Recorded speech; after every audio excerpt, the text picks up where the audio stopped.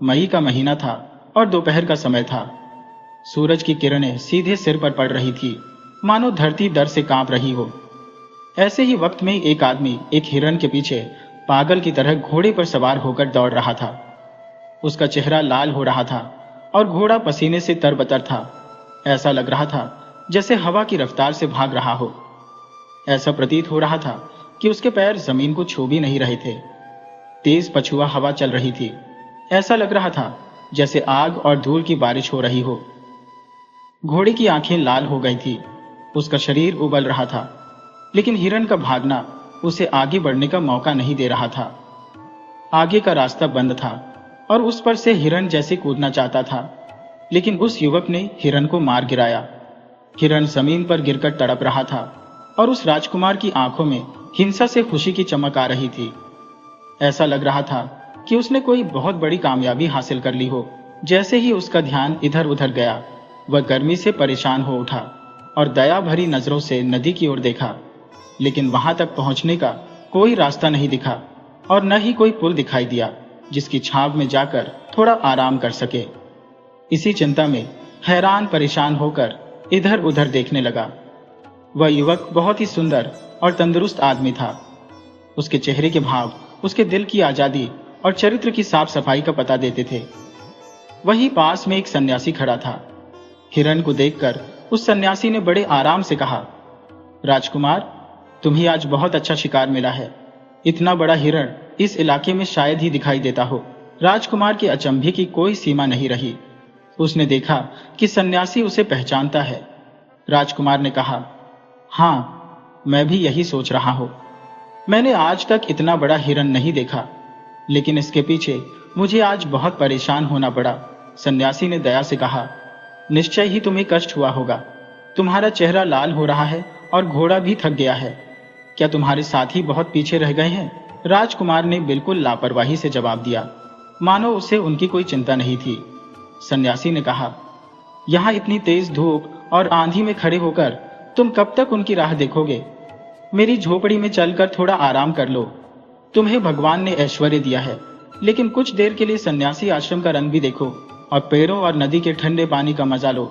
यह कहकर सन्यासी ने उस हिरण के खून से सने शरीर को इतनी आसानी से उठाकर कंधे पर रख लिया, मानो वह घास का गट्ठा हो, और राजकुमार से कहा, मैं तो अक्सर कगार से ही नीचे उतर जाता हूं, लेकिन तुम्हारा घोड़ा शायद ना उतर सके। इसलिए एक दिन की राह छोड़कर 6 माह की राह चलेंगे। घाट यहाँ से थोड़ी ही दूर है और वही मेरी झोपड़ी है। राजकुमार सन्यासी के पीछे चल पड़ा। उस सन्यासी के शारीरिक बल पर उसे अचंभा हो रहा था। आधे घंटे तक दोनों चुपचाप चलते रहे। इसके बाद ढलान वाली जमीन मिलनी शुरू हुई और थोड़ी ही देर में घाट पर पहुंच गए। वहीं पर सन्यासी की एक छोटी सी झोपड़ी थी। सन्यासी की झोपड़ी हरे भरे पेड़ों के नीचे सादगी और संतोष का चित्र बना रही थी। राजकुमार की हालत वहां पहुंचते ही बदल गई। वहां की ठंडी हवा का असर उस पर ऐसा पड़ा जैसे मुरझाए हुए पेड़ पर बारिश का होता है। उसे आज पता चला कि संतुष्टि कुछ स्वादिष्ट व्यंजनों पर ही निर्भर नहीं होती और न ही नींद सुनहरे तकिए की जरूरत रखती है। ठंडी, धीमी, खुशबूदार हवा चल रही थी। सन्यासी वहीं एक पेड़ के नीचे बैठ गया। राजकुमार जाकर आराम करने लगा। सन्यासी बैठकर कुछ गाने लगा। राजकुमार के कानों में आवाज की झनक पड़ी। वह उठ बैठा और सुनने लगा। उसने बड़े बड़े गायकों के गाने सुने थे, लेकिन आज जैसा आनंद उसे कभी नहीं मिला था। इस गाने ने उसके ऊपर जैसे जादू का जाल बिछा दिया हो। वह बिल्कुल बेहोश हो गया। सन्यासी की आवाज में कोयल की कूक जैसी मिठास थी। राजकुमार को यह दृश्य स्वर्ग जैसा लगने लगा। जो गाने का मजा उठाकर मस्त हो गए थे। जब गाना खत्म हो गया तो राजकुमार सन्यासी के सामने बैठ गया और श्रद्धा से बोला, महात्मा, आपका प्रेम और वैराग्य अद्भुत है। मेरे दिल पर आपका जो असर पड़ा है वह हमेशा रहेगा। यद्यपि सामने प्रशंसा करना बिल्कुल गलत है, लेकिन इतना मैं जरूर कहूंगा कि आपके प्रेम की गहराई अद्भुत है। अगर मैं घर गृहस्थी के बंधन में नहीं फंसा होता तो आपके चरणों से अलग होने का ख्याल सपने में भी नहीं करता। इसी प्रेम की हालत में राजकुमार ने बहुत सी बातें कह दी जो स्पष्ट रूप से उसके अंदरूनी भावों का विरोध करती थी। सन्यासी मुस्कुराकर बोला, तुम्हारी बातों से मैं बहुत खुश हूं और मेरी सबसे बड़ी इच्छा यही है कि तुम कुछ देर और रुको, लेकिन अगर मैं जाने भी दूं तो इस सूर्यास्त के समय तुम जा नहीं सकते। तुम्हारा घर पहुंचना मुश्किल हो जाएगा। तुम जैसे शिकार के शौकीन हो वैसे ही मैं भी। शायद तुम भोजन से न रुको, लेकिन शिकार के लालच से जरूर रुकोगे। राजकुमार को तुरंत ही पता चल गया कि जो बातें उसने अभी अभी सन्यासी से कही थी वे बिल्कुल ही ऊपरी और दिखावे की थी और दिल से नहीं कही गई थी। आज उसे सन्यासी के पास रहना तो दूर, वहां एक रात बिताना भी मुश्किल लगने लगा। घर वाले परेशान हो जाएंगे और पता नहीं क्या सोचेंगे। साथियों की जान खतरे में होगी। घोड़ा थक गया है, उस पर 40 मील जाना बहुत मुश्किल है और बड़े साहस का काम है। लेकिन यह महात्मा शिकार खेलते हैं, ये बड़ी अजीब बात है। शायद यह बुराई है। ऐसे लोग जो जीवन और मृत्यु को मनुष्य के हाथ में नहीं मानते, उनके साथ शिकार में बड़ा मजा आएगा। यही सब सोचकर उसने सन्यासी का आतिथ्य स्वीकार कर लिया और अपने भाग्य की तारीफ की, जिसने उसे कुछ और समय तक साधु के साथ रहने का मौका दिया था। रात के 10 बजे का समय था। घना अंधेरा छाया हुआ था। सन्यासी ने कहा, अब हमारे साथ चलने का समय हो रहा है। राजकुमार पहले से ही तैयार था। उसने तीर कमान उठाया और बोला, इस अंधेरे में सुअर ज्यादा मिलेंगे, लेकिन ये बड़े हिंसक और डरावने जानवर होते हैं।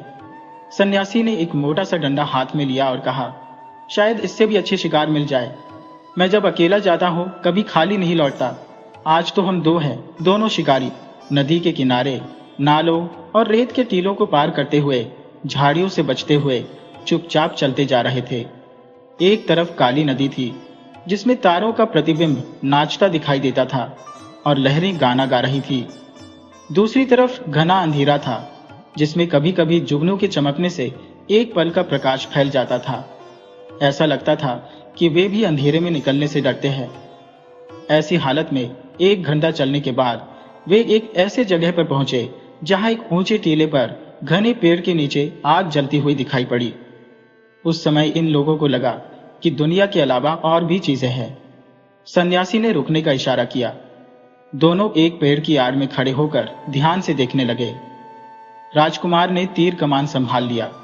कीले पर एक बड़ा छायादार बरगद का पेड़ था। उसी के नीचे अंधेरे में 10-12 आदमी हथियारों से लैस, मिर्जाई पहने, चरस पी रहे थे। इनमें से ज्यादातर लंबे थे। सभी के सीने चौड़े और तंदुरुस्त लग रहे थे। ऐसा लगता था कि सभी सैनिकों का एक दल आराम कर रहा हो।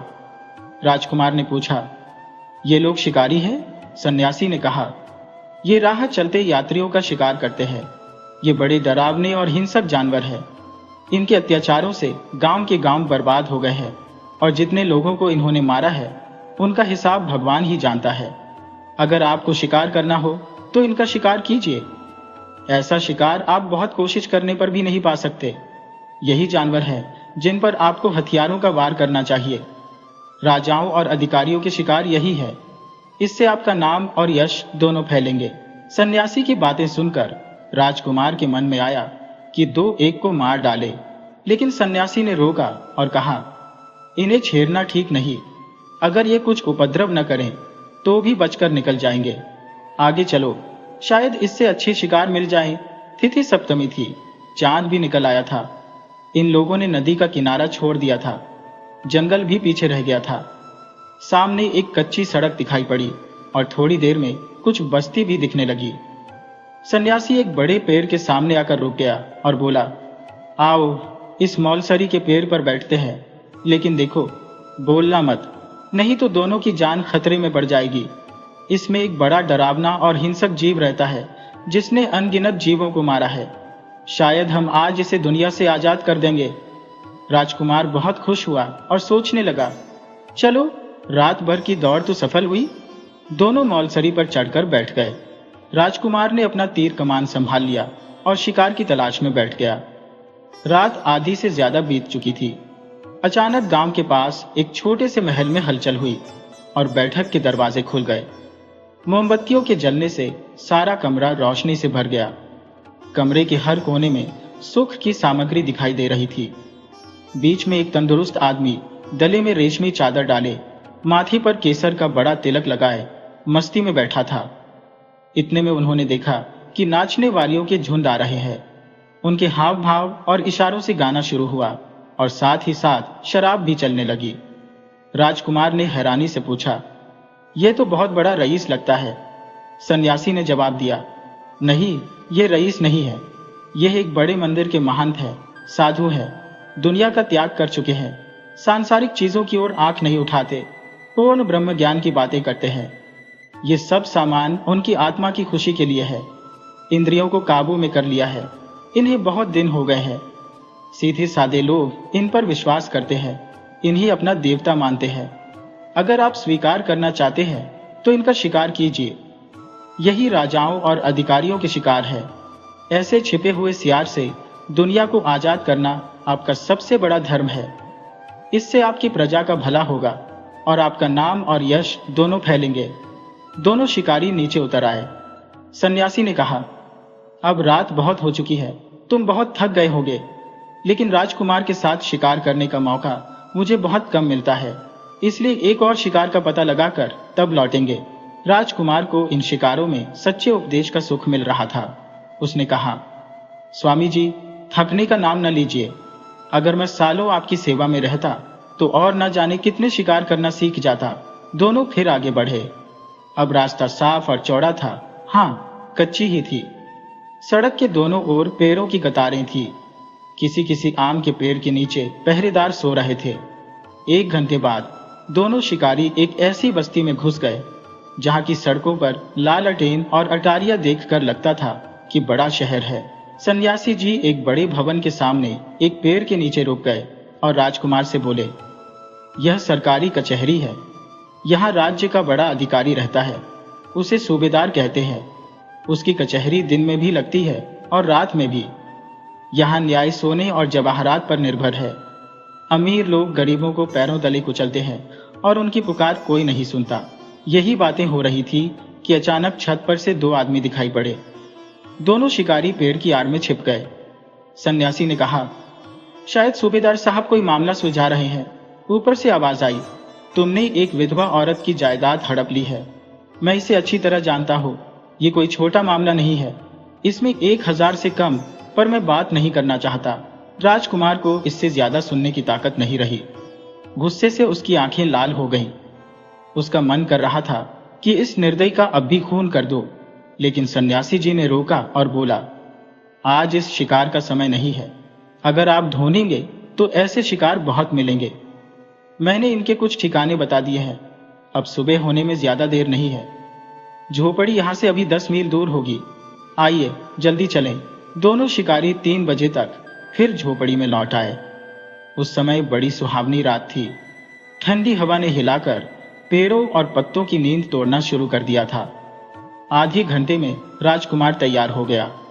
राजकुमार ने सन्यासी पर विश्वास और कृतज्ञता दिखाते हुए उनके चरणों पर अपना सिर झुकाया और घोड़े पर सवार हो गया। सन्यासी ने उसकी पीठ पर दया से हाथ फेरा, आशीर्वाद देकर बोले, राजकुमार, तुमसे मिलकर मेरा मन बहुत खुश हुआ। भगवान ने तुम्हें अपनी सृष्टि पर राज करने के लिए जन्म दिया है। तुम्हारा धर्म है कि हमेशा प्रजा की रक्षा करो। तुम्हें जानवरों का वध करना ठीक नहीं। जानवरों को मारने में कोई बहादुरी नहीं है, कोई साहस नहीं है। असली साहस और बहादुरी उनकी रक्षा और मदद करने में है। विश्वास मानो, जो आदमी केवल मनोरंजन के लिए जानवरों की हत्या करता है, वह हत्यारे से भी ज्यादा कठोर दिल है। हत्यारे के लिए यह जीविका है, लेकिन शिकारी के लिए केवल दिल बहलाने का साधन है। तुम्हें ऐसे शिकार की जरूरत है जिनसे तुम्हारी प्रजा को सुख मिले। मूक जानवरों का वध न करके तुम्हें उन हिंसकों के पीछे दौड़ना चाहिए जो धोखे से दूसरों का माल हड़पते हैं। ऐसे शिकार करो जिससे तुम्हारी आत्मा को शांति मिले, तुम्हारी कीर्ति दुनिया में फैले। तुम्हारा काम मारना नहीं है, जीवित रखना है। अगर मारो तो केवल जीवित रखने के लिए मारो। यही तुम्हारा धर्म है। जाओ, भगवान तुम्हारा भला करेगा। राजकुमार सन्यासी की बातें सुनकर बहुत खुश हुआ। अब राजकुमार की आंखें खुल गई थी। सुबह होते होते वह राजमहल पहुंचा तो उसने सन्यासी के बताए रास्ते पर चलना शुरू कर दिया। अपने राज्य के सभी ऐसे दलालों को उसने ढूंढ ढूंढ कर सजा दिलाई और अपनी प्रजा को मुक्ति का रास्ता भी दिखा दिया।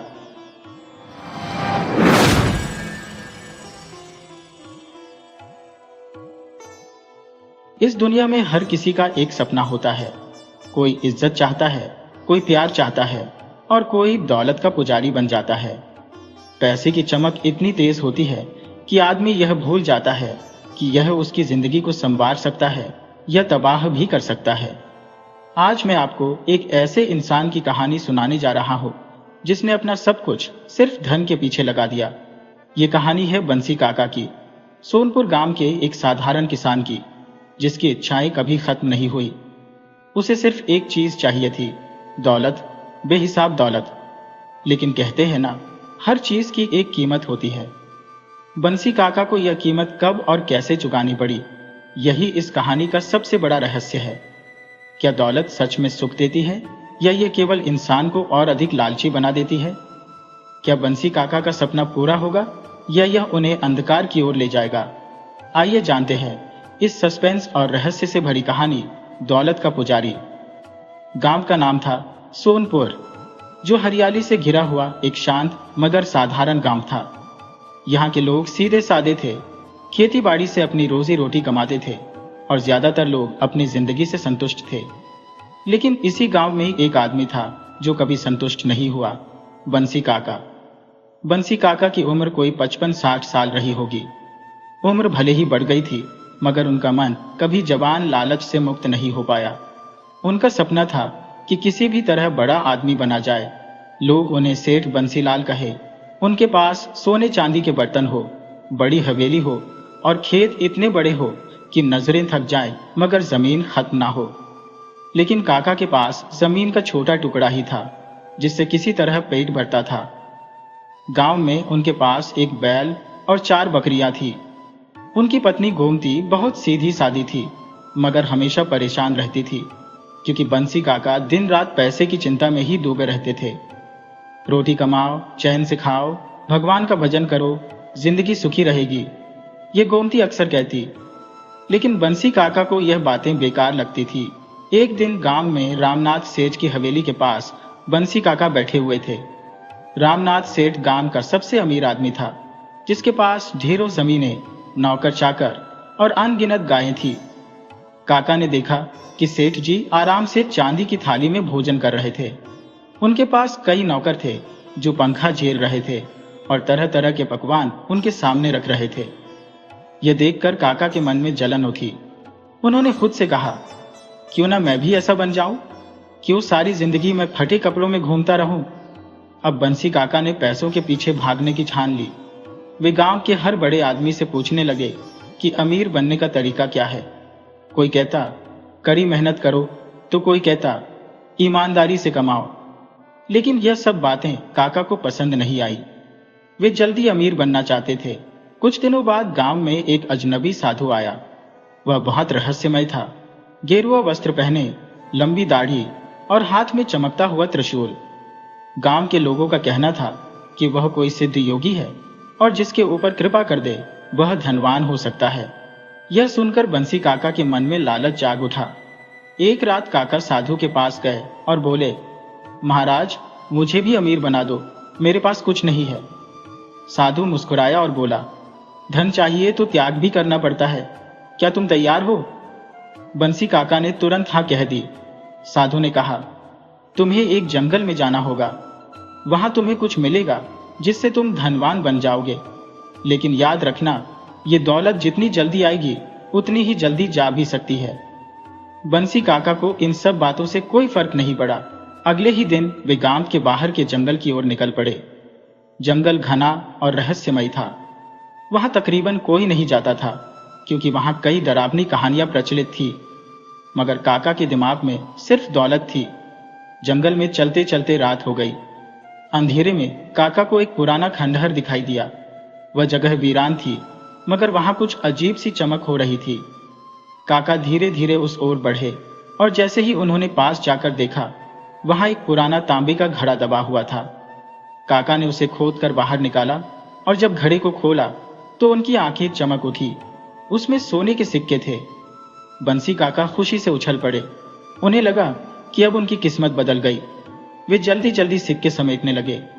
लेकिन जैसे ही उन्होंने आखिरी सिक्का उठाया, अचानक घड़े के नीचे से एक सांप फुफकारता हुआ बाहर निकला।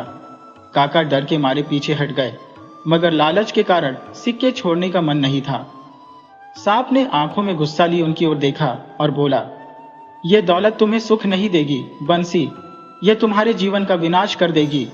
बंसी काका चौंक गए। एक सांप बोल रहा था। उन्हें विश्वास नहीं हुआ। उन्होंने सोचा कि यह उनका भ्रम होगा। वे सिक्कों को झोले में डालकर गांव की ओर भागे, मगर रास्ते में ही उन्हें अजीब अजीब आवाजें सुनाई देने लगी। कोई कह रहा था, लालची आदमी, तेरा अंत निकट है। डर के मारे काका गांव पहुंचे, मगर अब उनका मन अशांत था। घर पहुंचकर उन्होंने जब सिक्कों को निकाला तो वे अब सिक्के नहीं बल्कि पत्थर बन चुके थे। काका की आंखें फटी की फटी रह गईं। उन्हें समझ नहीं आया कि यह सब क्या हुआ। क्या यह कोई छलावा था? क्या साधु ने उनसे कोई खेल खेला था, या यह सच में दौलत का श्राप था? यही सवाल काका के दिमाग में घूम रहा था, मगर उन्हें यह समझ नहीं आ रहा था कि यह उनकी लालच की सजा थी या किसी रहस्य की शुरुआत। बंसी काका की आंखें लाल हो चुकी थी। रात भर उन्हें नींद नहीं आई। सोने के सिक्के जब पत्थर में बदल गए तो उनका पूरा शरीर जैसे सुन्न पड़ गया था। क्या यह उनका भ्रम था? क्या यह सब उनकी आंखों के सामने सच में हुआ था? वह बार बार सिक्कों को हाथ में लेकर देख रहे थे, उन्हें टटोलकर परख रहे थे, लेकिन यह ठोस पत्थर थे। उनका दिल इस सच को मानने को तैयार नहीं था। उन्होंने खुद को समझाया कि शायद यह कोई तांत्रिक माया होगी, लेकिन इसका मतलब यह नहीं कि जंगल में खजाना नहीं है। अगली सुबह बिना किसी को बताए काका फिर से उसी जंगल की ओर चल पड़े। इस बार उनके साथ उनका पुराना दोस्त हरिया था। हरिया को उन्होंने आधी अधूरी कहानी बताई कि जंगल में कुछ खास चीजें हैं जिनकी खोज जरूरी है। हरिया ने ज्यादा सवाल नहीं किए, क्योंकि वह खुद भी पैसे की कमी से जूझ रहा था। दोनों गांव के बाहर घने जंगल में घुस गए, जहां सूरज की रोशनी भी बमुश्किल पहुंचती थी। रास्ते में पक्षियों की डरावनी आवाजें आ रही थी। कहीं कहीं सूखी टहनियां चरमरा रही थी, मानो कोई छिपकर उनका पीछा कर रहा हो। हरिया ने धीमे स्वर में कहा, काका, यह जगह ठीक नहीं लग रही। लगता है हमें वापस लौट जाना चाहिए। लेकिन बंसी काका ने कोई ध्यान नहीं दिया और आगे बढ़ते रहे। उनके मन में सिर्फ एक ही चीज थी, दौलत। कुछ ही देर में उन्हें वही पुराना खंडहर फिर से दिखाई दिया। खंडहर के पास आते ही अजीब सी ठंडक महसूस हुई। हवा भी पहले से ज्यादा भारी लगने लगी थी। बंसी काका ने हरिया को इशारा किया और दोनों उस जगह की खुदाई करने लगे। कुछ ही देर में उन्हें जमीन के नीचे एक और बड़ा मिट्टी का घड़ा मिला। बंसी काका की आंखों में चमक आ गई। उन्होंने घड़े को जैसे ही निकाला, उसकी सतह पर अजीब सी आकृतियां बनी हुई थी, मानो कोई प्राचीन लिपि हो। हरिया को यह देखकर अजीब लगा। काका, यह घड़ा आम नहीं है, इसमें कुछ तो रहस्य है। हमें इसे खोलने से पहले किसी पंडित से पूछना चाहिए। लेकिन लालच के अंधे बंसी काका ने उसकी एक न सुनी। उन्होंने जल्दी से घड़े का ढक्कन हटाया और भीतर झांका। अंदर सोने की गिल्लियां भरी हुई थी। बंसी काका की सांसें तेज हो गईं। उनका सपना पूरा होने वाला था। हरिया ने डरते डरते काका से कहा, यह दौलत हमारी नहीं है काका, हमें इसे हाथ नहीं लगाना चाहिए। बकवास मत कर, बंसी काका ने झुंझलाकर कहा। इतनी मेहनत से मैंने यह खजाना ढूंढा है, अब इसे छोड़ने का सवाल ही नहीं उठता। काका ने सिक्कों को झोले में डालना शुरू किया, लेकिन जैसे ही उन्होंने पहला सिक्का बाहर निकाला, हवा में अचानक एक जोरदार आवाज गूंजी, लालच का अंत विनाश में होता है। हरिया कांप गया। दोनों ने इधर उधर देखा, लेकिन कोई नजर नहीं आया। बंसी काका को लगा कि यह उनका वहम है, लेकिन तभी खंडहर की दीवारों पर हलचल होने लगी। पुरानी दीवारों से काले धुएं जैसी आकृतियां बाहर निकलने लगी। वह कोई आम धुआं नहीं था, बल्कि उसमें इंसानी चेहरे दिख रहे थे जो कराह रहे थे। हरिया डर के मारे पीछे हट गया, लेकिन बंसी काका सिक्कों को उठाने में लगे रहे। जैसे ही उन्होंने पूरा झोला भरा, अचानक जमीन हिलने लगी। लगा जैसे पूरा खंडहर ही धंसने वाला हो। काका और हरिया दोनों चीखते हुए पीछे हटे। तभी उनके सामने वही रहस्यमय साधु प्रकट हुआ जिसने बंसी काका को जंगल भेजा था। उसका चेहरा गंभीर था। उसने गहरी आवाज में कहा, बंसी, तुम्हें चेतावनी दी थी, फिर भी तुम अपने लालच में अंधे हो गए। अब तुम्हें इसकी सजा मिलेगी। बंसी काका को गुस्सा आ गया। तुम कौन होते हो मुझे रोकने वाले? ये दौलत मेरी किस्मत में लिखी थी, तभी तो मैंने इसे पाया है। साधु हंसा, लेकिन उसकी हंसी डरावनी थी। क्या तुमने कभी सोचा है कि यह खजाना यहाँ इतने सालों से क्यों छिपा था? ये श्रापित धन है, जिसे जिसने भी लिया उसका विनाश हुआ। बंसी काका को अब भी इन बातों पर भरोसा नहीं था। श्रापित? ये सब बकवास है। ये सोना मेरा है और मैं इसे लेकर जाऊंगा। साधु ने अपनी आंखें बंद की और धीरे से मंत्र पढ़ने लगा। अचानक पूरे जंगल में अंधेरा छा गया। ठंडी हवा चलने लगी। हरिया कांपते हुए जमीन पर गिर पड़ा। बंसी काका अभी भी अपने झोले को पकड़े खड़े थे। तभी जमीन से काले धागों जैसे जीभ निकलने लगे। वे सांपों की तरह लहराते हुए काका की ओर बढ़े और उनके पैरों को जकड़ लिया। छोड़ो मुझे! काका चीख पड़े, लेकिन उनकी आवाज जंगल में खो गई। उनके शरीर पर जलन होने लगी। सिक्कों से निकलता हुआ धुआं उनके हाथों में लिपट गया और उनके हाथों में जलने के निशान बनने लगे। हरिया ने डर के मारे आंखें बंद कर ली, लेकिन जब कुछ पलों बाद उसने आंखें खोली तो उसने देखा कि काका जमीन पर बेहोश पड़े थे और उनका झोला अब खाली था। सोने के सिक्के फिर से गायब हो चुके थे। साधु ने गहरी आवाज में कहा, इंसान जब अपने लालच पर काबू नहीं रखता तो उसका हश्र यही होता है। हरिया जल्दी से काका को उठाकर गांव की ओर भागा, लेकिन जब वह गांव पहुंचा तो उसने देखा कि काका के चेहरे की पूरी चमक चली गई थी। उनका शरीर कमजोर हो गया था, जैसे उन्होंने कई महीनों से खाना नहीं खाया हो। उनकी आंखों में अजीब सा खालीपन था। गांव के लोग यह देखकर दंग रह गए। सबने पूछा, क्या हुआ काका? लेकिन काका कुछ बोलने की हालत में नहीं थे। हरिया समझ चुका था कि काका ने जो किया उसका अंजाम उन्हें भुगतना पड़ा। लेकिन सवाल यह था, क्या सच में यह कहानी यही खत्म हो गई थी? क्या बंसी काका अब अपने लालच से पीछा छोड़ा पाएंगे, या यह सिर्फ एक शुरुआत थी जो उन्हें किसी और बड़े खतरे की ओर ले जा रही थी? बंसी काका अब पहले जैसे नहीं रहे। जिस इंसान की आंखों में दौलत पाने की चमक हुआ करती थी, अब वहां सिर्फ डर और पछतावा बचा था। जंगल से लौटने के बाद से वह ज्यादा बोलते नहीं थे।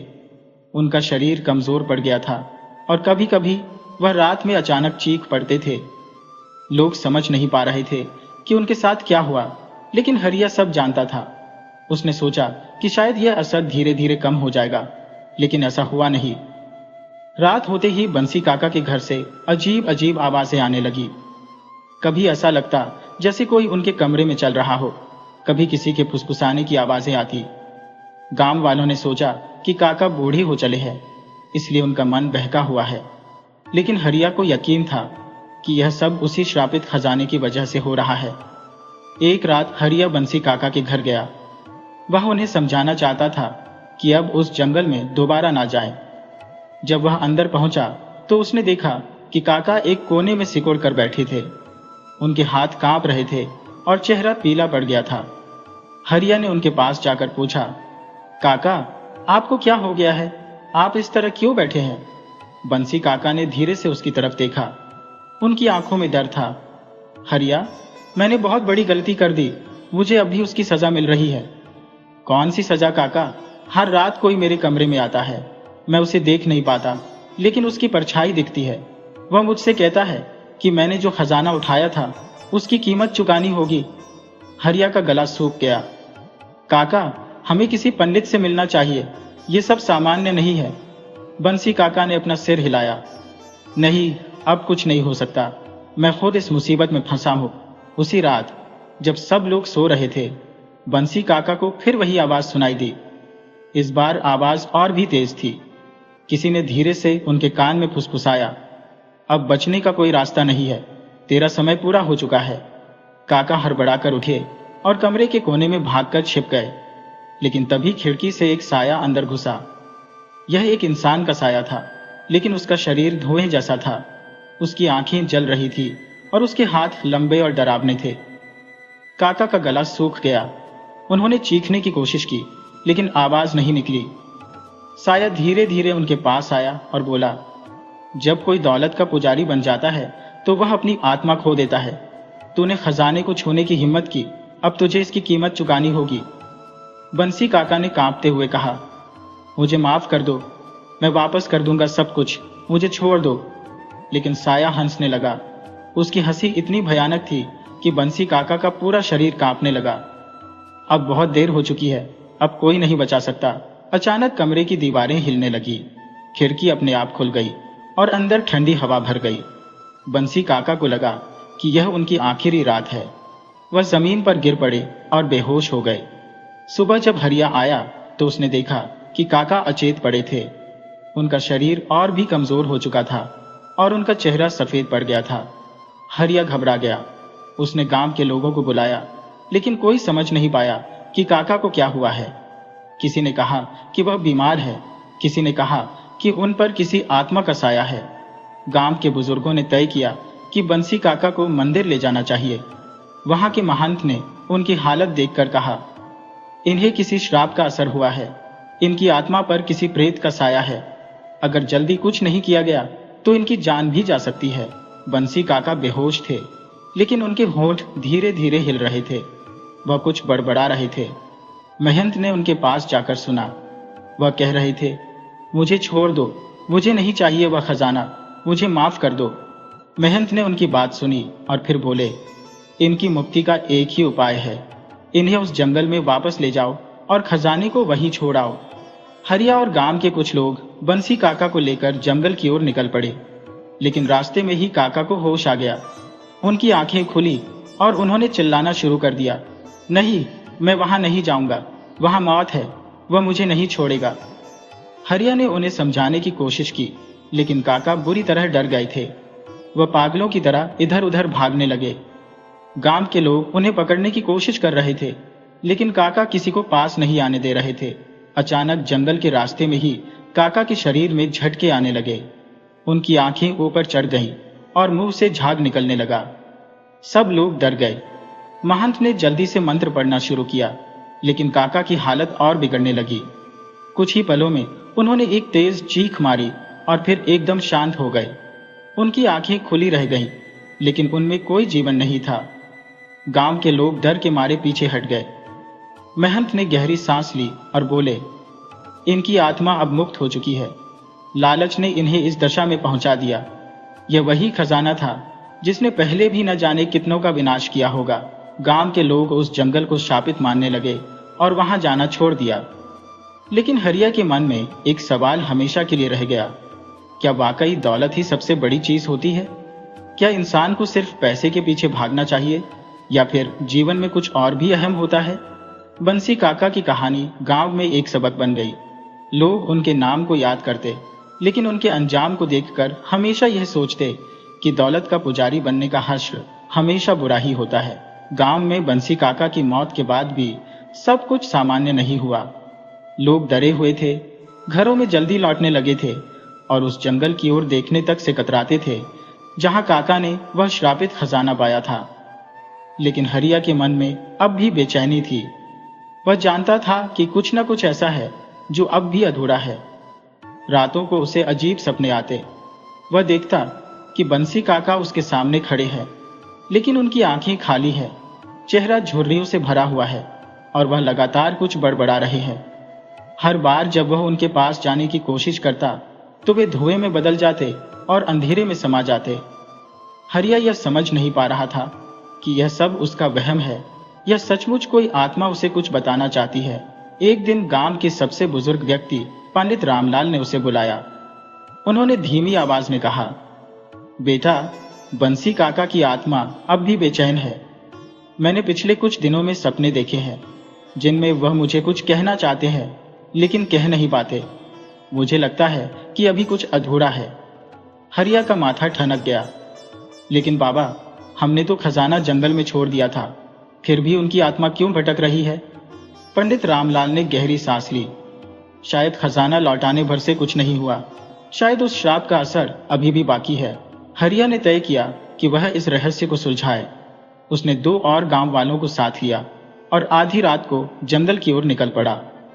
ये वही जंगल था जहां बंसी काका ने खजाना पाया था और अब वही जगह उसकी मौत का कारण भी बनी थी। जंगल में कदम रखते ही उन्हें एक अजीब सी ठंडक महसूस हुई। चारों तरफ सन्नाटा था, लेकिन ऐसा लगता था जैसे कोई छुपकर उन्हें देख रहा हो। हरिया ने लालटेन जलाए रखी और आगे बढ़ता रहा। कुछ ही देर बाद वे उसी जगह पहुंचे जहां खजाना गाड़ा गया था। जमीन अब भी वैसी ही थी, लेकिन कुछ अलग महसूस हो रहा था, जैसे यहाँ की मिट्टी के नीचे कुछ था जो छटपटा रहा हो। हरिया ने फावड़ा उठाया और धीरे धीरे खुदाई शुरू कर दी। उसके साथी भी मदद करने लगे। जैसे ही फावड़ा मिट्टी को हटाने लगा, अजीब सी गूंज सुनाई देने लगी। ये गूंज किसी के रोने जैसी थी। हरिया का दिल तेजी से धड़कने लगा, लेकिन उसने खुदाई जारी रखी। कुछ ही देर में खजाना फिर से दिखाई देने लगा। वही पुरानी धातु की पेटी, जिस पर अजीब चिन्ह बने हुए थे। हरिया ने हिम्मत करके पेटी को खोला, और जैसे ही उसने ऐसा किया, हवा का एक तेज झोंका आया। पेड़ जोर जोर से हिलने लगे और दूर कहीं उल्लू की आवाज गूंज उठी। पेटी के अंदर वही पुराने सिक्के और गहने थे, लेकिन इस बार उनमें से एक साया निकलता हुआ दिखाई दिया। वह साया धीरे धीरे आकार लेने लगा और देखते ही देखते बंसी काका की शक्ल में बदल गया। लेकिन यह वही बंसी काका नहीं थे जिन्हें हरिया जानता था। उनका चेहरा पीला पड़ चुका था, आंखें गहरी और खाली थी और शरीर जैसे धुएं से बना हुआ था। हरिया और उसके साथी डर के मारे पीछे हट गए, लेकिन काका की आत्मा ने हाथ उठाकर इशारा किया कि वे रुके। उनकी आवाज किसी गहरी गुफा से आती हुई प्रतीत हो रही थी।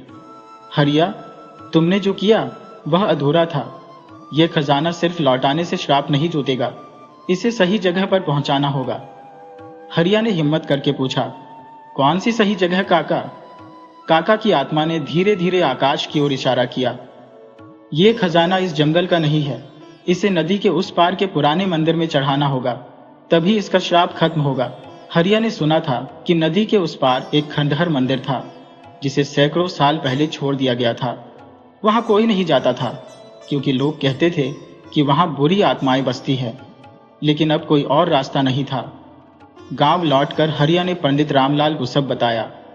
पंडित जी ने मंत्रों का जाप किया और कहा, हमें जल्द से जल्द खजाने को वहां पहुंचाना होगा। अगर देरी हुई तो इसका असर पूरे गांव पर पड़ेगा। अगली रात हरिया और कुछ गांव वाले खजाना लेकर नदी के पार के मंदिर की ओर निकल पड़े। जैसे जैसे वे मंदिर के करीब पहुंचे, हवा भारी होने लगी। मंदिर के दरवाजे टूटे हुए थे और अंदर अंधेरा था। पंडित रामलाल ने मंत्र पढ़ने शुरू किए और खजाने को मंदिर के अंदर रख दिया। अचानक मंदिर की दीवारों से हल्की रोशनी निकलने लगी। हवा धीरे धीरे शांत हो गई और एक सुखद शांति छा गई। बंसी काका की आत्मा वहां प्रकट हुई, लेकिन इस बार उनका चेहरा शांत था। उन्होंने हरिया को देखा और कहा, अब मेरा श्राप खत्म हो गया है। मैंने लालच में अंधा होकर जो गलती की, तुमने उसे सही कर दिया। अब मेरी आत्मा को शांति मिलेगी। इतना कहकर वे धीरे धीरे रोशनी में बदल गए और अंततः हवा में विलीन हो गए। मंदिर अब पहले जैसा नहीं लग रहा था। वहां अब एक दिव्य चमक थी, जैसे सालों बाद इसे उसका सही उद्देश्य मिल गया हो। हरिया और गांव वाले वापस लौटे और अगले दिन गांव में सब कुछ बदल चुका था। अब किसी को डर नहीं था। हवा में पहले जैसी ताजगी थी, और सबसे बड़ी बात, अब कोई लालच में अंधा होकर उस जंगल की ओर नहीं जाता था। बंसी काका की कहानी गांव के लोगों के लिए एक सीख बन गई। दौलत के पीछे भागने वालों को अब हमेशा याद दिलाया जाता कि असली सुख सिर्फ पैसे में नहीं, बल्कि अच्छे कर्मों में है। गांव में एक कहावत चल पड़ी, दौलत का पुजारी कभी सुखी नहीं रहता। दौलत का पुजारी की यह कहानी हमें यह सिखाती है कि लालच इंसान को विनाश की ओर ले जाता है। धन की भूख अगर अनियंत्रित हो जाए तो यह न केवल व्यक्ति को बल्कि पूरे समाज को प्रभावित कर सकती है। बंसी काका की आत्मा केवल इसलिए भटक रही थी क्योंकि उन्होंने बिना सोचे समझे धन को अपनाया, ये जाने बिना कि उसके पीछे कितनी पीड़ा और श्राप छिपा था। इस कथा से हमें यह सीख मिलती है कि जीवन में सच्ची समृद्धि केवल दौलत से नहीं आती, बल्कि अच्छे कर्मों और सच्चाई के मार्ग पर चलने से मिलती है। जो धन अनुचित तरीकों से प्राप्त किया जाता है, वह कभी भी स्थायी सुख नहीं दे सकता। जब तक धन को सही कार्यों में नहीं लगाया जाता, तब तक वह शांति नहीं बल्कि विनाश ही लाता है। अतः हमें धन का सम्मान करना चाहिए, लेकिन उसके पीछे अंधे होकर नहीं भागना चाहिए। सही मार्ग पर चलकर अर्जित किया गया धन ही सबसे श्रेष्ठ होता है, और उसी से जीवन में सच्चा सुख एवं शांति मिलती है। दौलत का पुजारी कभी सुखी नहीं रहता। ये केवल एक कहावत नहीं, बल्कि जीवन का एक बड़ा सत्य है।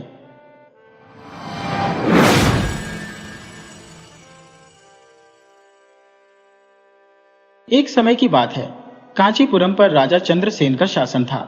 उनके दो पुत्र थे जिनके नाम लव और कुश थे। दोनों ही अब युवा हो चुके थे। राजा का एक मंत्री था जिसका नाम सुमंत था, जो अत्यंत बुद्धिमान और चतुर था। राजा अक्सर अपने कार्यों में मंत्री की सलाह लिया करता था। एक दिन मंत्री सुमंत ने राजा चंद्रसेन से कहा, महाराज, आपके दोनों पुत्र बहुत ही प्रतिभाशाली हैं। अब उचित समय आ चुका है कि उनका राज्याभिषेक कर दिया जाए। राजा ने उत्तर दिया, हाँ मंत्री जी, मैं भी इसी बारे में सोच रहा था।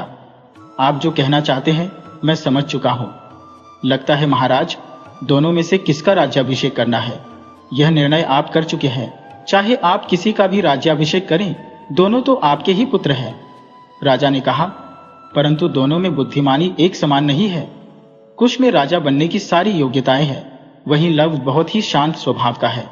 इसलिए मैंने कुश को राज्य का कार्यभार सौंपने का फैसला किया है, क्योंकि लव में राजा बनने की योग्यता नहीं है, ऐसा मेरा मानना है। मंत्री ने कहा, परंतु महाराज, असली बात तो यह है कि मंत्री कुछ कहना चाहता था, परंतु वह बात को बदल देता है और कहने लगा, नहीं नहीं, आपने तो बहुत ही सोच समझकर फैसला लिया होगा। और फिर मंत्री वहां से चला गया। कुछ दिनों के बाद लव और कुश में किसी बात को लेकर बहस हो जाती है। वे दोनों अपने पिता के पास जाते हैं। लव ने कहा, पिताजी, हम दोनों के बीच एक विवाद हो गया है। राजा ने कहा, अच्छा, क्या विवाद है? जरा विस्तार से बताओ, मैं अभी फैसला कर देता हूं। लव ने कहा, हमारे राज्य में कई लोग बहुत ही गरीब हैं। उनके पास खाने के लिए अनाज भी नहीं है, तो ऐसे में उनकी भूख मिटाने के लिए कुछ योजनाएं बनाई जानी चाहिए। इससे न सिर्फ उनकी भूख मिटेगी, बल्कि लोगों में महाराज का सम्मान और भी ज्यादा बढ़ जाएगा। परंतु कुश ने कहा, यह योजना गलत है। पिताजी, यदि कोई समस्या आ जाए तो उस समस्या की जड़ क्या है, यह जानकर उसका कोई पक्का उपाय करना चाहिए। इस तरह की अस्थायी योजना बनाने से समय समय पर वह समस्या फिर से आती रहेगी। भूखे लोगों की भूख मिटाना ही काफी नहीं है, बल्कि अनाज कैसे उगाते हैं यह उन्हें सिखाया जाए। तब वे न सिर्फ अपनी भूख मिटाएंगे, बल्कि कई और लोगों की भी भूख मिटा सकेंगे। सिर्फ लोगों की प्रशंसा पाने के लिए अगर काम करेंगे तो लोग आलसी हो जाएंगे। दोनों की बातें सुनने के बाद महाराज कुछ देर तक सोचते रहे और फिर अपने मंत्री की ओर देखते हुए बोले। मंत्री ने कहा, महाराज, भूख मिटाना कोई बड़ी बात नहीं है। गरीबी को यदि जड़ से समाप्त कर दिया जाए तो यह सही निर्णय होगा। राजा ने कहा, यदि राज्य से गरीबी समाप्त हो जाएगी तो लोग राजा को भूल जाएंगे। इसीलिए मुझे कुश की बात सही लगती है, जबकि लव की सोच सही नहीं है। राज्य चलाने के लिए केवल बुद्धि ही नहीं, बल्कि योग्यता भी होनी चाहिए, और यह योग्यता लव में नहीं है। लव, अब तुम आगे से कोई भी गलत सलाह मत देना। मंत्री जी से कहा, कुश के राज्याभिषेक की तैयारी कीजिए। यह कहकर महाराज वहां से चले गए। महाराज ने कुश का पक्ष तो लिया, लेकिन लव की बात को गलत ठहराकर उन्होंने लव का अपमान भी किया। यह अपमान लव से सहन नहीं हुआ और वह बिना किसी को बताए एक दिन साधारण कपड़े पहनकर राज्य छोड़कर चला गया। वह कई नगर और गांव में घूमता हुआ एक दूसरे राज्य में पहुंच गया। रास्ते से गुजरते हुए उसने देखा कि एक पेड़ के नीचे एक संत लोगों को उपदेश दे रहे थे। लव भी वहीं पर रुककर उनका उपदेश सुनने लगा। उसने एक आदमी से पूछा, महाशय, पुराने ग्रंथों और शास्त्रों की लिखी हुई बातों को इतनी सरलता से समझाने वाले यह कौन है? उस आदमी ने कहा, यह अग्निसार है। इस गांव के शिव मंदिर के पुजारी हैं। यह बहुत ही अच्छे इंसान है। इनकी एक बेटी भी है जिसका नाम है सरिता। यह जिससे भी अपनी बेटी की शादी करना चाहते हैं वह उसे पसंद नहीं आता। चाहे कितना भी समझा लो, इनकी बेटी मानती ही नहीं। यही कारण है कि यह अक्सर दुखी रहते हैं। कथा समाप्त होते ही लव अग्निसार के पास गया और कहने लगा, गुरुजी, आपने जो कथा सुनाई है उससे मेरे कई संदेह दूर हो गए हैं। अभी तक मैं सोच रहा था कि एक सन्यासी बन जाऊं तो मेरे मन को शांति मिल जाएगी, परंतु अब समझ में आ गया है कि संसार में रहते हुए भी शांति प्राप्त की जा सकती है। इसके लिए मैं आपको धन्यवाद देता हूं। लव की बातें सुनकर अग्निसार उससे बहुत प्रभावित हुए और उन्होंने लव को पसंद किया। उन्होंने पूछा, बेटे, तुम्हारा नाम क्या है? तुम्हारे माता पिता कौन है और तुम कहां से आए हो? लव ने सच्चाई छुपाते हुए कहा, गुरुजी, मेरा नाम अर्पण है। बस मुझे इतना ही मालूम है कि मैं बचपन से ही बिना माँ बाप के रहा हूं। इससे ज्यादा मैं अपने बारे में कुछ नहीं जानता। संत ने कहा, अगर तुम्हारा इस दुनिया में कोई नहीं है तो तुम मेरे घर पर आकर रह सकते हो। अर्पण ने उनका न्योता स्वीकार कर लिया और उनके घर चला गया। उनके घर में उनकी बेटी सरिता, जिसे कभी कोई पुरुष अच्छा नहीं लगता था, अर्पण को देखकर बहुत प्रभावित हुई। एक दिन उसने अर्पण से कहा, क्या वह उसके साथ गांव के कुएं पर पानी भरने चलेगा? अर्पण उसकी सहायता के लिए तैयार हो गया और उसके साथ कुएं पर पहुंच गया। सरिता जानती थी कि इस समय कुएं पर कोई नहीं होगा। वहां पहुंचकर वह अर्पण से कहने लगी, आमतौर पर मैं पुरुषों को पसंद नहीं करती, इसीलिए मैंने अभी तक शादी नहीं की। लेकिन तुम्हें देखकर मेरे मन में एक इच्छा जागी है। आज रात पिताजी किसी रिश्तेदार से मिलने के लिए दूसरे गांव में जाने वाले हैं। मौका अच्छा है, तुम रात को मेरे कमरे में आ जाना। अर्पण ने कहा, तुम्हारे पिता को मैं गुरु मानता हूं और तुम उनकी बेटी हो, इसीलिए तुम्हारे लिए इस प्रकार के विचार रखना मेरे लिए पाप है। तुम्हें भी ऐसे विचार नहीं रखने चाहिए। अर्पण के ऐसा कहने पर सरिता उसे बहुत समझाने लगी, परंतु अर्पण पर इसका कोई प्रभाव नहीं पड़ा। फिर सरिता ने सोचा कि इसे सबक सिखाना चाहिए। उसने अचानक अपने हाथों की चूड़ियां तोड़ दी, हाथों को खरोच लगा ली और बालों को बिखेरकर रोने लगी। रोते रोते वह अपने घर पहुंची और अपने पिता से कहने लगी, पिताजी, अर्पण ने मुझ पर बुरी नजर डाली है। आपने एक आस्तीन के सांप को अपने घर में आश्रय दिया है। देखिए, उस दुष्ट अर्पण ने मेरी क्या हालत कर दी है। संत जानते थे कि उनकी बेटी पुरुषों को पसंद नहीं करती, इसलिए वह यह बात मान लेते हैं कि अर्पण ने यह घिनौना कार्य किया है। शायद इसी इरादे से वह उनके घर आया था। दोनों पिता पुत्री गांव के मुखिया के पास जा पहुंचे। मुखिया ने अर्पण को भी बुलाया।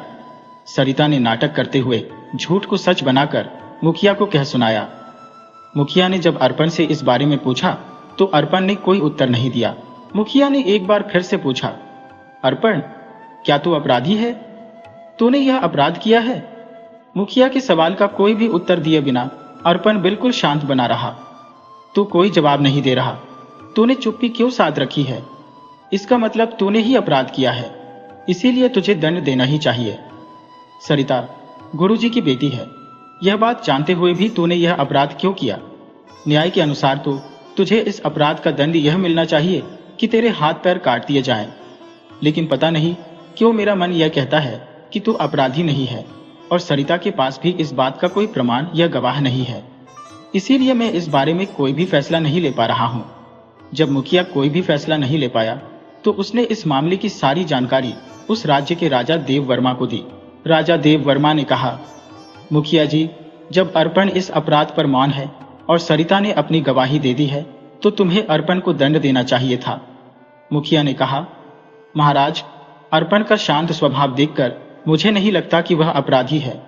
मेरे विचार में आप एक बार उन दोनों से मिल लें और फिर उनका पक्ष सुनकर सही निर्णय करें। राजा देव वर्मा ने कहा, ठीक है, मैं इस बारे में विचार करूंगा। तुम अभी जा सकते हो। देव वर्मा की एक बेटी थी जिसका नाम यमुना था, जो बहुत ही सुंदर और अक्लमंद थी। महाराज को जब भी कोई संदेह होता वे अपनी बेटी से सलाह करते थे। इस बार भी उन्होंने अर्पण और सरिता का सारा मामला उसे कह सुनाया। तब यमुना कहने लगी, पिताजी, हमें उस संत सरिता और अर्पण को अपने सामने बुलाना चाहिए। उनसे बात करनी चाहिए। उनसे बात करने के बाद ही पता चलेगा कि कौन अपराधी है और कौन निर्दोष है। आप उन तीनों को राज दरबार में बुलाइए। यमुना के कहने पर राजा ने तीनों को राज दरबार में बुलाया और उनसे पूछताछ की। पिता पुत्री ने राजा के सामने वही बात कही जो उन्होंने मुखिया के सामने कही थी, परंतु अर्पण का शांत स्वभाव देखकर राजा को भी संदेह हुआ कि वह निर्दोष है। सबूत न होने पर अर्पण को दंड देने का मन देव वर्मा का नहीं था, परंतु अर्पण निर्दोष है, इस बात का भी कोई प्रमाण नहीं था। तब राजा अपनी बेटी की तरफ देखने लगे। उनकी बेटी यमुना उन तीनों को वहीं रहने को कहकर अपने पिता के साथ एक दूसरे कक्ष में जाकर कहती है, पिताजी, यदि यह समस्या हल करनी है तो इस मामले से जो भी जुड़ा है उनका आमना सामना करवाना होगा, तभी कोई फैसला निकल पाएगा। हमें उसी के लिए कोशिश करनी होगी। परंतु यह सब कैसे होगा? राजा ने पूछा। आप यह सब मुझ पर छोड़ दीजिए। पिताजी, यमुना ने कहा, आप उनसे कहिए कि फैसला सुनाने में 2 दिन का समय लगेगा, बाकी की व्यवस्था मैं कर लूंगी। यह कहकर यमुना मुस्कुराने लगी। फिर यमुना के आदेश के अनुसार सरिता और अर्पण को राजमहल में ही 2 अलग अलग कमरों में ठहरा दिया गया। दोनों ही कमरे एक दूसरे के बिल्कुल पास पास ही थे। इसके बाद यमुना राजा के पास आकर कहती है, अभी तक इस अपराध का कोई गवाह नहीं मिला है, इसीलिए अब इस मामले में मैं और आप ही गवाह बनेंगे। आइए प्रमाण ढूंढते हैं। फिर वह पिता को अर्पण के कमरे के पास ले गई। अर्पण के कमरे के दरवाजे में एक छेद था, जिसमें से कमरे में क्या हो रहा है यह साफ देखा जा सकता था। राजा जब कमरे के छेद से देखते हैं तो अर्पण बिल्कुल शांत दिखाई देता है। दूसरी तरफ सरिता अपने कमरे में इधर उधर टहल रही थी।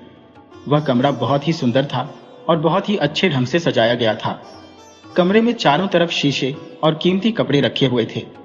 जब काफी देर तक कमरे में कोई नहीं आया तो सरिता बेचैन होकर कमरे में इधर उधर घूमने लगी। सरिता कमरे में इधर उधर टहलते हुए एक दरवाजा देखती है, जिसे वह खोलने का प्रयास करती है। कुंडी ना लगी होने के कारण दरवाजा आसानी से खुल जाता है। असल में यह दरवाजा उसे अर्पण के कमरे में ले जाता है।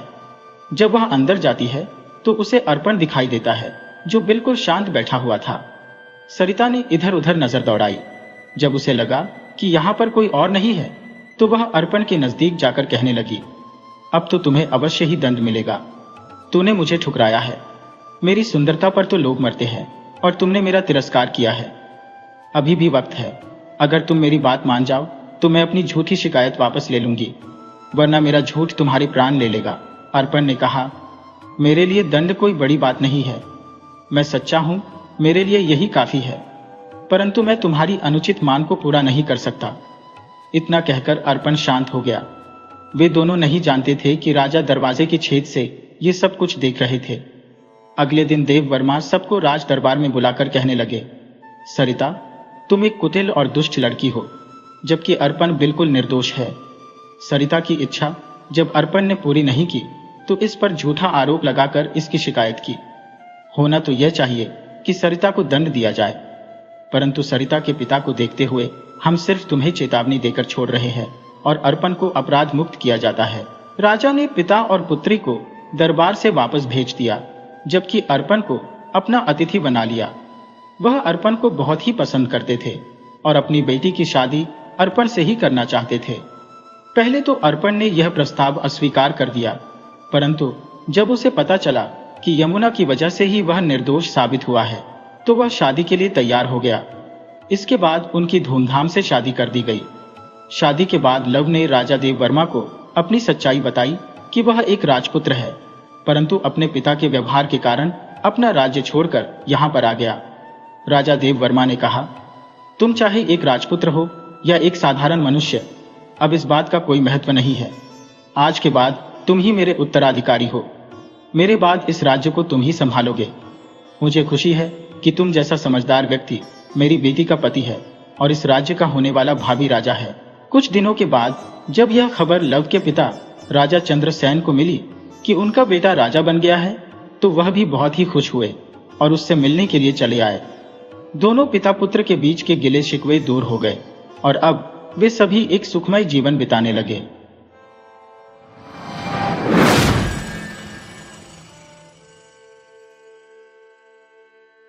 चांदपुर नामक ग्राम में एक व्यापारी लाला चंद्रनाथ अपने परिवार के संग रहता था, जिसमें उसका युवा पुत्र इंद्रनाथ और बहू सुमित्रा सम्मिलित थे।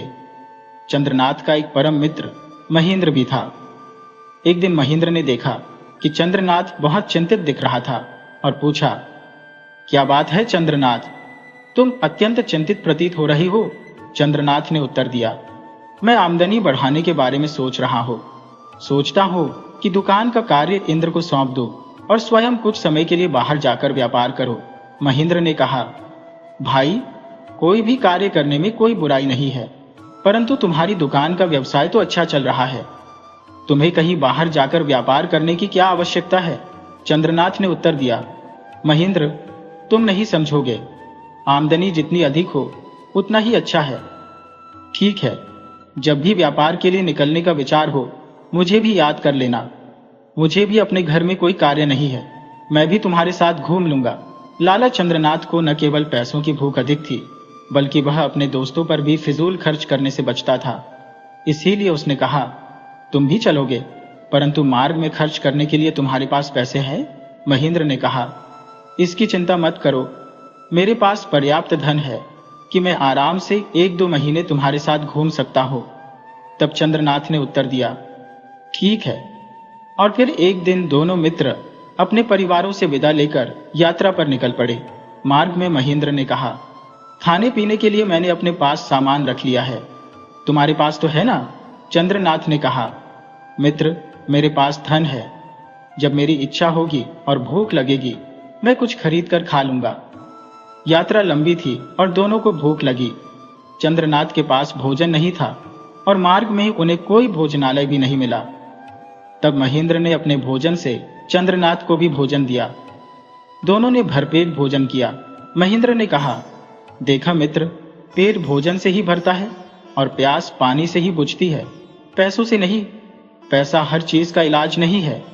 महेंद्र की बात सुनकर चंद्रनाथ बहुत चिढ़ गया और सोचने लगा, यह महेंद्र तो पैसों की कदर नहीं करता, इसे सबक सिखाना ही होगा ताकि इसे पैसों का महत्व समझ में आए। इसके बाद वे चलते चलते एक कस्बे में पहुंचे।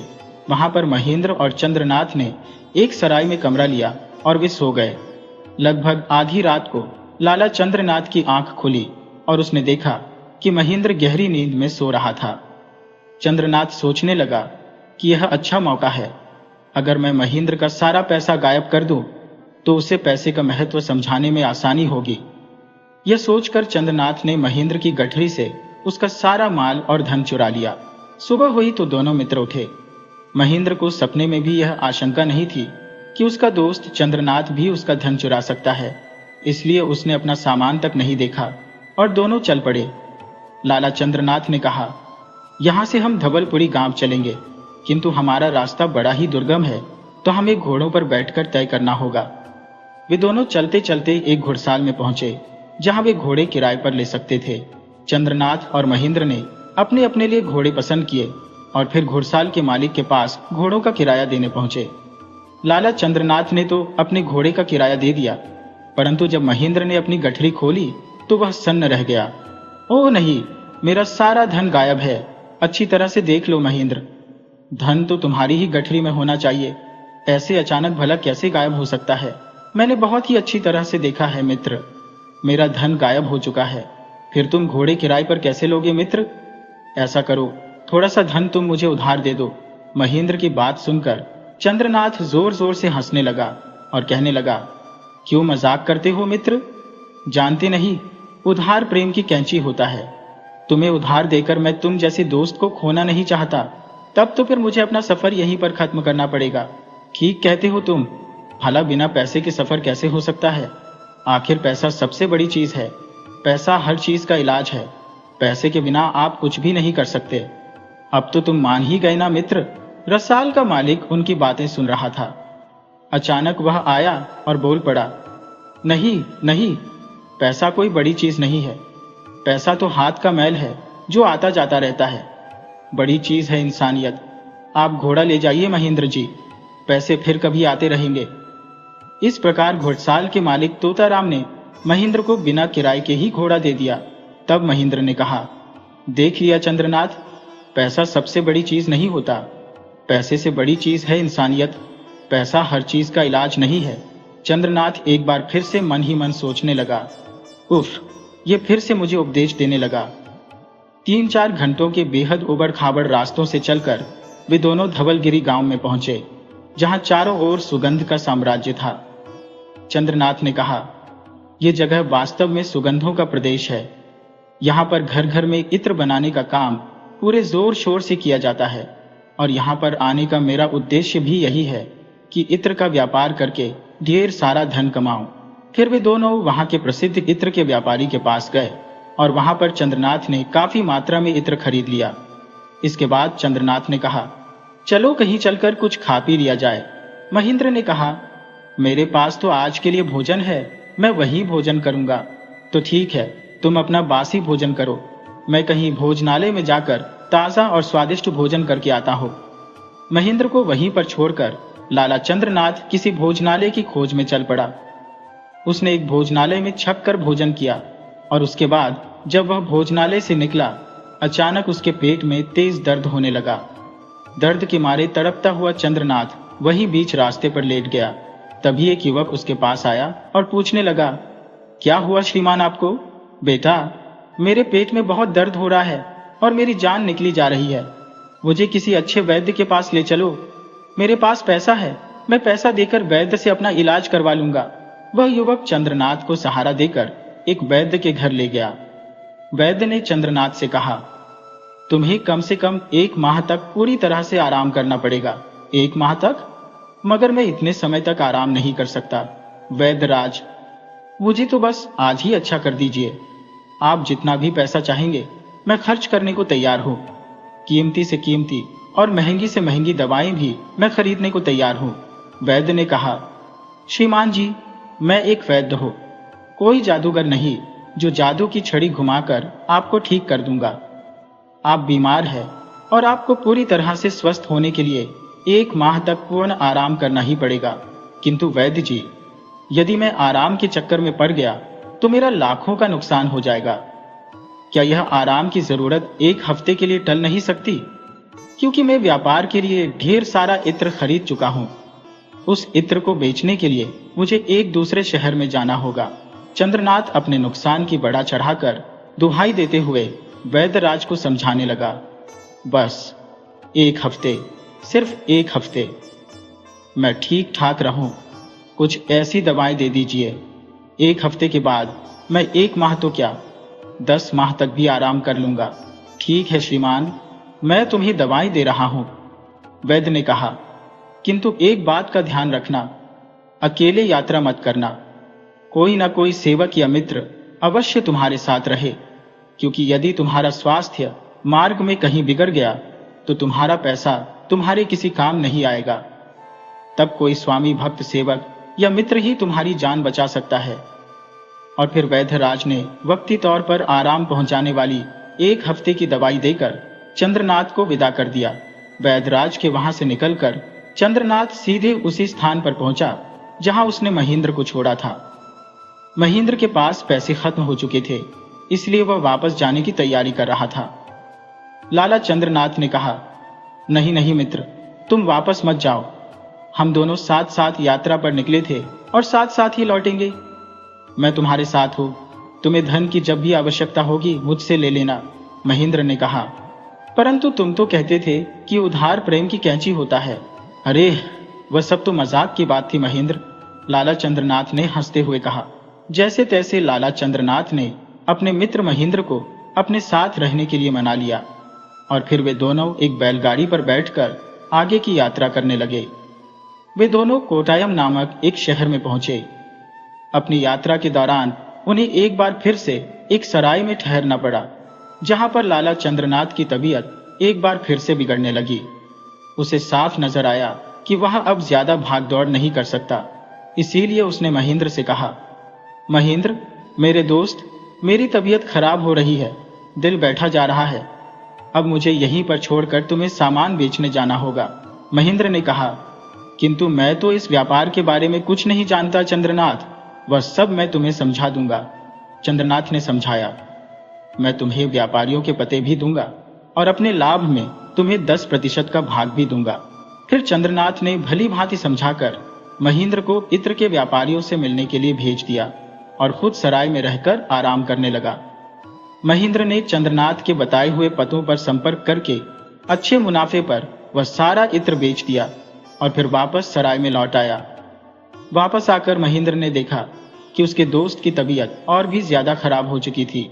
तब चंद्रनाथ ने कहा, महेंद्र मेरे दोस्त, मुझे लगता है कि अब मैं ज्यादा दिनों तक जीवित नहीं रहूंगा, इसलिए तुम्हें मेरा एक काम करना होगा। मैं 4 महीनों के खर्च के लिए पैसा अपने पास रख लेता हूँ, बाकी पैसा तुम अपने कस्बे चांदपुर में ले जाओ और मेरे बेटे इंद्रनाथ को सौंप देना। उससे यह भी कह देना कि अगर मैं 4 महीने बाद जीवित लौट आया तो इस व्यापार का सारा धन उससे ले लूंगा, इसलिए धन में से एक कौड़ी भी खर्च न करें। महेंद्र ने कहा, यह सब तो ठीक है, किंतु तुम्हें इस हालत में छोड़कर मैं नहीं जा सकता। जिद मत करो महेंद्र, चंद्रनाथ ने उत्तर दिया। मैं यहाँ मरने के लिए नहीं, बल्कि अपनी बीमारी से लड़कर स्वयं को अच्छा करने के लिए रुक रहा हूँ। मुझे मालूम है कि बीमारी की दशा में अकेले रहना उचित नहीं है, किंतु अगले 5 दिनों के लिए मेरे पास ऐसी दवा है जिससे मैं बीमारी के किसी भी घातक हमले से बच सकता हूँ, महेंद्र ने कहा। किंतु फिर भी तुम्हारी देखभाल के लिए, तुम्हारी सेवा के लिए कोई ना कोई तो तुम्हारे पास रहना ही चाहिए मित्र। उसके लिए मैंने सराय के मालिक से कह दिया है, वह एक स्वामी भक्त नौकर का प्रबंध कर देगा, चंद्रनाथ ने समझाया। तब महेंद्र ने कहा, किंतु चंद्रनाथ, तुम्हारे पास तो बहुत पैसा है, क्यों ना तुम किसी वैद्य के मुंह पर ढेर सारा पैसा दे मारो, जिससे वह तुम्हें महीनों की जगह दिन और दिनों की जगह घड़ी 2 घड़ी में ही अच्छा कर दे। मुस्करी मत करो मित्र, चंद्रनाथ ने गंभीरता से कहा, जबकि तुम खुद ही कहते थे कि पैसा हर चीज का इलाज नहीं है। कुछ देर की औपचारिक बातों के बाद महेंद्र वापस लौटने को मान गया। महेंद्र के जाने के बाद चंद्रनाथ के कमरे में सराय के मालिक द्वारा भेजा गया एक नौकर आया। मेरा नाम रामू है मालिक, सराय के मालिक जी ने मुझे आपकी सेवा के लिए भेजा है। रामू, तुम यहाँ पर किसी वैद्य या हकीम को जानते हो तो मुझे वहां पर ले चलो। रामू एक बड़ा ही होशियार नौकर था। उसने तुरंत एक पालकी का प्रबंध किया और अपने मालिक चंद्रनाथ को वहां के एक बड़े ही प्रसिद्ध वैद्य के पास ले गया। तब वैद्य ने कहा, तुम्हें क्या तकलीफ है माशे? वैद्यराज, मेरे सीने में दर्द रहता है और ऐसा लगता है कि जान ही निकल जाएगी। तुम्हें एक नहीं बल्कि कई शिकायतें हैं, वैद्य ने कहा। निश्चित तौर पर तुम्हारा खाने पीने का समय ठीक नहीं है। कभी किसी वक्त तुम खाना खाते हो तो कभी छोड़ देते हो। आपने बिल्कुल सही कहा वैद्यराज, मेरे साथ ऐसा ही हो रहा है। तो सुनो, वैद्य ने कहा। चंद्रनाथ, टाइम से 40 मील दूर एक पहाड़ी प्रदेश है गिरिवन। तुम वहां जाकर 1 महीने तक रहो। साथ ही मैं तुम्हें कुछ औषधियां दे रहा हूं। यकीन मानो, सिर्फ 1 महीने में ही तुम्हारी बीमारी ऐसे गायब हो जाएगी जैसे गद्दे के सिर से सींग। वैद्य जी, मैं आपकी हर बात मानने को तैयार हूं, बस आप किसी तरह मुझे शीघ्र स्वस्थ कर दीजिए। गिरिवन की जलवायु और वहां का स्वास्थ्यवर्धक पानी तुम्हें बहुत ही जल्दी अच्छा कर देगा। फिर वैद्य जी ने चंद्रनाथ को महीने भर की औषधियां दी और परहेज बताए। अंत में पुनः गिरिवन जाकर रहने की सलाह दी। चंद्रनाथ रामू को साथ लेकर उसी रोज गिरिवन के लिए रवाना हो गया। गिरिवन का इलाका वास्तव में बड़ा खूबसूरत था। वहां एक बहुत ही अच्छे मकान में उसके रहने का प्रबंध किया गया। चंद्रनाथ वहीं रहकर स्वास्थ्य लाभ लेने लगा। गिरिवन में रहते हुए उसे 15 दिन हो गए। वह काफी हद तक स्वयं को स्वस्थ महसूस कर रहा था। 16वें दिन जब चंद्रनाथ अपने बाग में टहल रहा था तो अचानक उसे किसी के गाने का स्वर सुनाई दिया। वह सोचने लगा, कितनी मीठी आवाज है, कौन गा रहा है, जरा चलकर देखो तो सही। जब वह गाने की आवाज की दिशा में चला तो उसने देखा कि एक अंधी भिखारिन वहां पर बैठी हुई भजन गा रही थी। वो एकाएक चुप हो गई। अरे, तुम चुप क्यों हो गई? गाओ ना, चंद्रनाथ ने कहा। क्षमा कीजिए, मैं सिर्फ अपनी मर्जी से और अपने सुख के लिए गाती हूँ। अरे, हम मुफ्त में गाने को नहीं कहते, हम तुम्हें पैसे भी देंगे। मुझे पैसों की जरूरत नहीं है सेठ जी, पैसे देकर आप किसी और से गवा लीजिए, किंतु हमें तो तुम्हारा ही गाना सुनना है। तो ठीक है, मेरे गाने का इंतजार कीजिए। मैं गाना गाती जरूर हूँ, परंतु अपनी मर्जी से, किसी और की मर्जी से नहीं। अजीब हो तुम, अंधी हो, भिखारिन भी हो, फिर भी इतना घमंड। जानती हो, पैसा बहुत बड़ी चीज है। पैसे से हर चीज खरीदी जा सकती है, सारे सुख इकट्ठे किए जा सकते हैं। नहीं सेठ जी, पैसा हर चीज का इलाज नहीं है। पैसे से सारे सुख नहीं खरीदे जा सकते। अरे, तुम क्या जानो पैसे की ताकत। हम बीमार थे, हमने पैसा खर्च किया और ठीक होते जा रहे हैं। गलत ख्याल है आपका। आप पैसे की ताकत से नहीं, बल्कि वैद्यराज की दवाएं और उनकी सलाह व परहेज के कारण ठीक हो रहे हैं। अरे, तुम तो हमारे बारे में बहुत कुछ जानती हो। जी हाँ, आपके नौकर रामू से मेरी थोड़ी सी बोलचाल हो गई है। उसे भी मेरा गाना बहुत पसंद है। ओहो, तो उसे भी तुम अपना गाना सुनाती हो, फिर हमें सुनाने में कैसा ऐतराज है? हम तुम्हें बहुत सा पैसा भी देंगे। सेठ जी, आप फिर से पैसों का रौब दिखाने लगे। यदि आपको पैसों का इतना ही घमंड है तो आप पैसों से मुझे आंखें दिलवा दीजिए, मेरी मरी हुई माँ को जिंदा करवा दीजिए, फिर मैं आपको गाना अवश्य सुनाऊंगी। अंधी भिखारिन की बातें सुनकर चंद्रनाथ एकदम मौन हो गया। फिर उसने कहा, पैसा बहुत बड़ी चीज है, मगर हर समस्या का समाधान नहीं है। पैसे से सब कुछ नहीं खरीदा जा सकता बेटी। बेटी? आपने मुझे बेटी कहा? तो फिर पैसों की बात अब बिल्कुल मत कीजिएगा। मैं आपको गाना सुनाने के लिए वैसे ही तैयार हूं। उस दिन के बाद से जब भी चंद्रनाथ ने फरमाइश की, अंधी भिखारिन उसे गाना सुनाती थी। जब वह पूरी तरह से स्वस्थ हो गया तो वह वापस लौटने के लिए तैयार था। वह अंधी भिखारिन के पास गया और कहने लगा, तुम हमारे साथ चलोगी बिटिया? कहाँ? जहां भी हम कहें। तुम हमारे साथ हमारी बेटी बनकर रहोगी। बेचारी अंधी भिखारिन सुजाता को इतना प्यार कभी किसी से नहीं मिला था। पिताजी, आप मेरे पिताजी हैं। हाँ बेटी, आज से तुम मेरी बेटी हो। फिर एक दिन चंद्रनाथ रामू और सुजाता के साथ पूरी तरह से स्वस्थ होकर वापस गिरिवन से लौट पड़ा। जब वे रास्ते से गुजर रहे थे तब रात के समय वे एक जंगल से गुजरे। सुजाता ने कहा, पिताजी, इस जंगल से भयानक आवाजें आ रही हैं। मेरे ख्याल से हमें आगे सफर नहीं करना चाहिए, बल्कि इसी जंगल में पेड़ों पर चढ़कर यह रात सुरक्षित गुजारनी चाहिए। तुमने ठीक कहा बेटी, तुम्हारी बात बिल्कुल सही है। फिर उन लोगों ने अपने सामान को जंगल में छिपाया और पेड़ पर चढ़ गए। स्वयं लाला चंद्रनाथ भी एक पेड़ पर चढ़ गया और वे सभी रात बीतने का इंतजार करने लगे। जब रात गहरी हो गई तो थोड़ी देर बाद अचानक जंगल में एक पगडंडी पर दो लोग आते हुए दिखाई दिए। लाला चंद्रनाथ की दृष्टि उन पर पड़ी। वे दोनों एक दूसरे से बातें करने लगे। एक ने दूसरे से कहा, अरे चोर बिगर, तुम यहां जंगल में? अरे दोस्त, ये सवाल तो मैं तुमसे करने वाला था। भाई, मैं तो लाला इंद्रनाथ के यहाँ पर डाका डालने जा रहा हूँ। सुना है उसके बाप चंद्रनाथ ने अपने दोस्त महेंद्र के हाथ बड़ा धन कमाकर भेजा है। कमाल है, आज तो मैं भी लाला इंद्रनाथ के यहाँ पर ही चोरी करने के इरादे से निकला हूँ। तब तो एक से बेहतर दो है। हम दोनों साथ साथ धावा बोलते हैं। जो कुछ भी मिलेगा आपस में बांट लेंगे। और एक बात याद रखना, अगर उस घर में चोरी करने में कोई परेशानी हुई तो हम पूरे परिवार को खत्म करने से भी पीछे नहीं हटेंगे। और यह बातें करते हुए दोनों चोर वहां से निकल गए। लाला चंद्रनाथ उन दोनों की बातें पेड़ पर बैठा हुआ सुन रहा था। वह बेचैन हो गया। सोचने लगा, उफ, ये दोनों खुखार चोर मेरे ही घर में चोरी करने जा रहे हैं। अब मैं क्या करूं? कैसे इन्हें रोकूं? इनका मुकाबला तो सिर्फ राजा के सैनिक ही कर सकते हैं और उन्हें बुलाने के लिए मुझे दिन होने का इंतजार करना पड़ेगा और तब तक मैं लुट जाऊंगा। लाला चंद्रनाथ अभी तक इन घटनाओं पर विचार कर ही रहा था कि अचानक उसे फिर से कुछ आवाजें सुनाई दी। उसने देखा दो व्यक्ति जो कि लंबे चौड़े और अत्यंत खतरनाक प्रकृति के थे। उनके हाथों में हथियार थे। उनमें से एक ने कहा, हाँ भाई भूतनाथ, हमें यहीं इसी जंगल में ठहरना होगा। हाँ भाई, लाला इंद्रनाथ का पिता इसी जंगल से आएगा। दुआ करो कि वह अकेला हो, तब हमें उसे मारने में कोई कठिनाई नहीं होगी। लेकिन यदि वह अकेला नहीं भी हो तो भी हमें उसे समाप्त करना होगा। इंद्रनाथ ने अपने पिता को मारने के लिए हमें 10,000 स्वर्ण मुद्राएं दी है। फिर दोनों पेशेवर हत्यारे एक कोने में जाकर पेड़ के पीछे छुप गए। वहीं पेड़ पर बैठे चंद्रनाथ ने इन हत्यारों की बातचीत सुनी, जिससे उसका दिल धड़कने लगा। हे भगवान, मेरे ही पुत्र ने मुझे मारने के लिए हत्यारे भेजे हैं। वास्तव में अत्यधिक धन भी अच्छा नहीं होता। सोचते हुए लाला चंद्रनाथ इतना घबराया कि अपना संतुलन खो बैठा और सीधे पेड़ से गिर पड़ा। जब दोनों हत्यारों ने लाला चंद्रनाथ को गिरते देखा तो वे चौंक गए और उसे पहचान कर उसे मारने के लिए तैयार हो गए। देखो, यह इंद्रनाथ का पिता चंद्रनाथ ही है।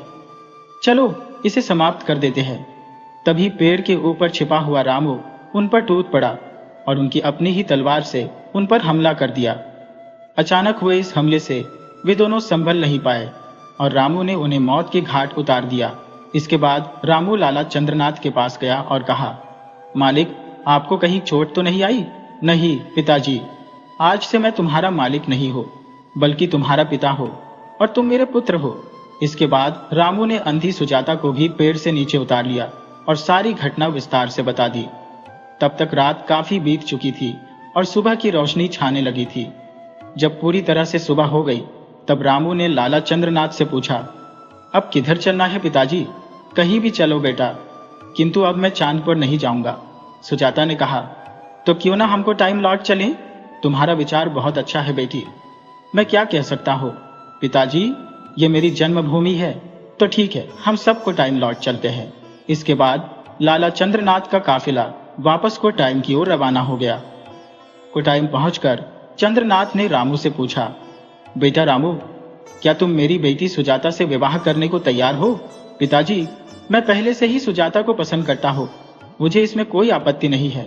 फिर चंद्रनाथ ने धूमधाम से उनके विवाह की तैयारी की और वहीं को टाइम में रहकर उसने अपना व्यापार शुरू किया। सुखमय दिन बिताने लगा। वर्षों बाद संयोगवश एक दिन चंद्रनाथ को उसका दोस्त महेंद्र को टाइम में मिल गया। अरे चंद्रनाथ, तुम यहाँ पर हो? तुम्हें मालूम है तुम्हारे परिवार का क्या हाल हुआ? चोरों ने तुम्हारे घर पर हमला किया और तुम्हारे बेटे का सारा धन चुरा लिया। अब वह गरीबों की स्थिति में है। ओह, अच्छा हुआ, ऐसे कपूत को यही सजा मिलनी चाहिए थी। मैं अब अपने घर लौटकर कभी नहीं जाऊंगा। सचमुच महेंद्र, बहुत अधिक धन होना भी कोई अच्छी बात नहीं है। अब लाला चंद्रनाथ का मन पूरी तरह से बदल चुका था।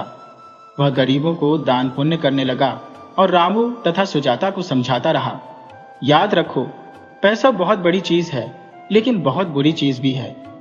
ये अपनी संतान को भी दुश्मन बना सकती है। पैसा हर समस्या का समाधान नहीं है। इसके बाद लाला चंद्रनाथ ने रामू और सुजाता के साथ एक सुखमय जीवन बिताना शुरू किया।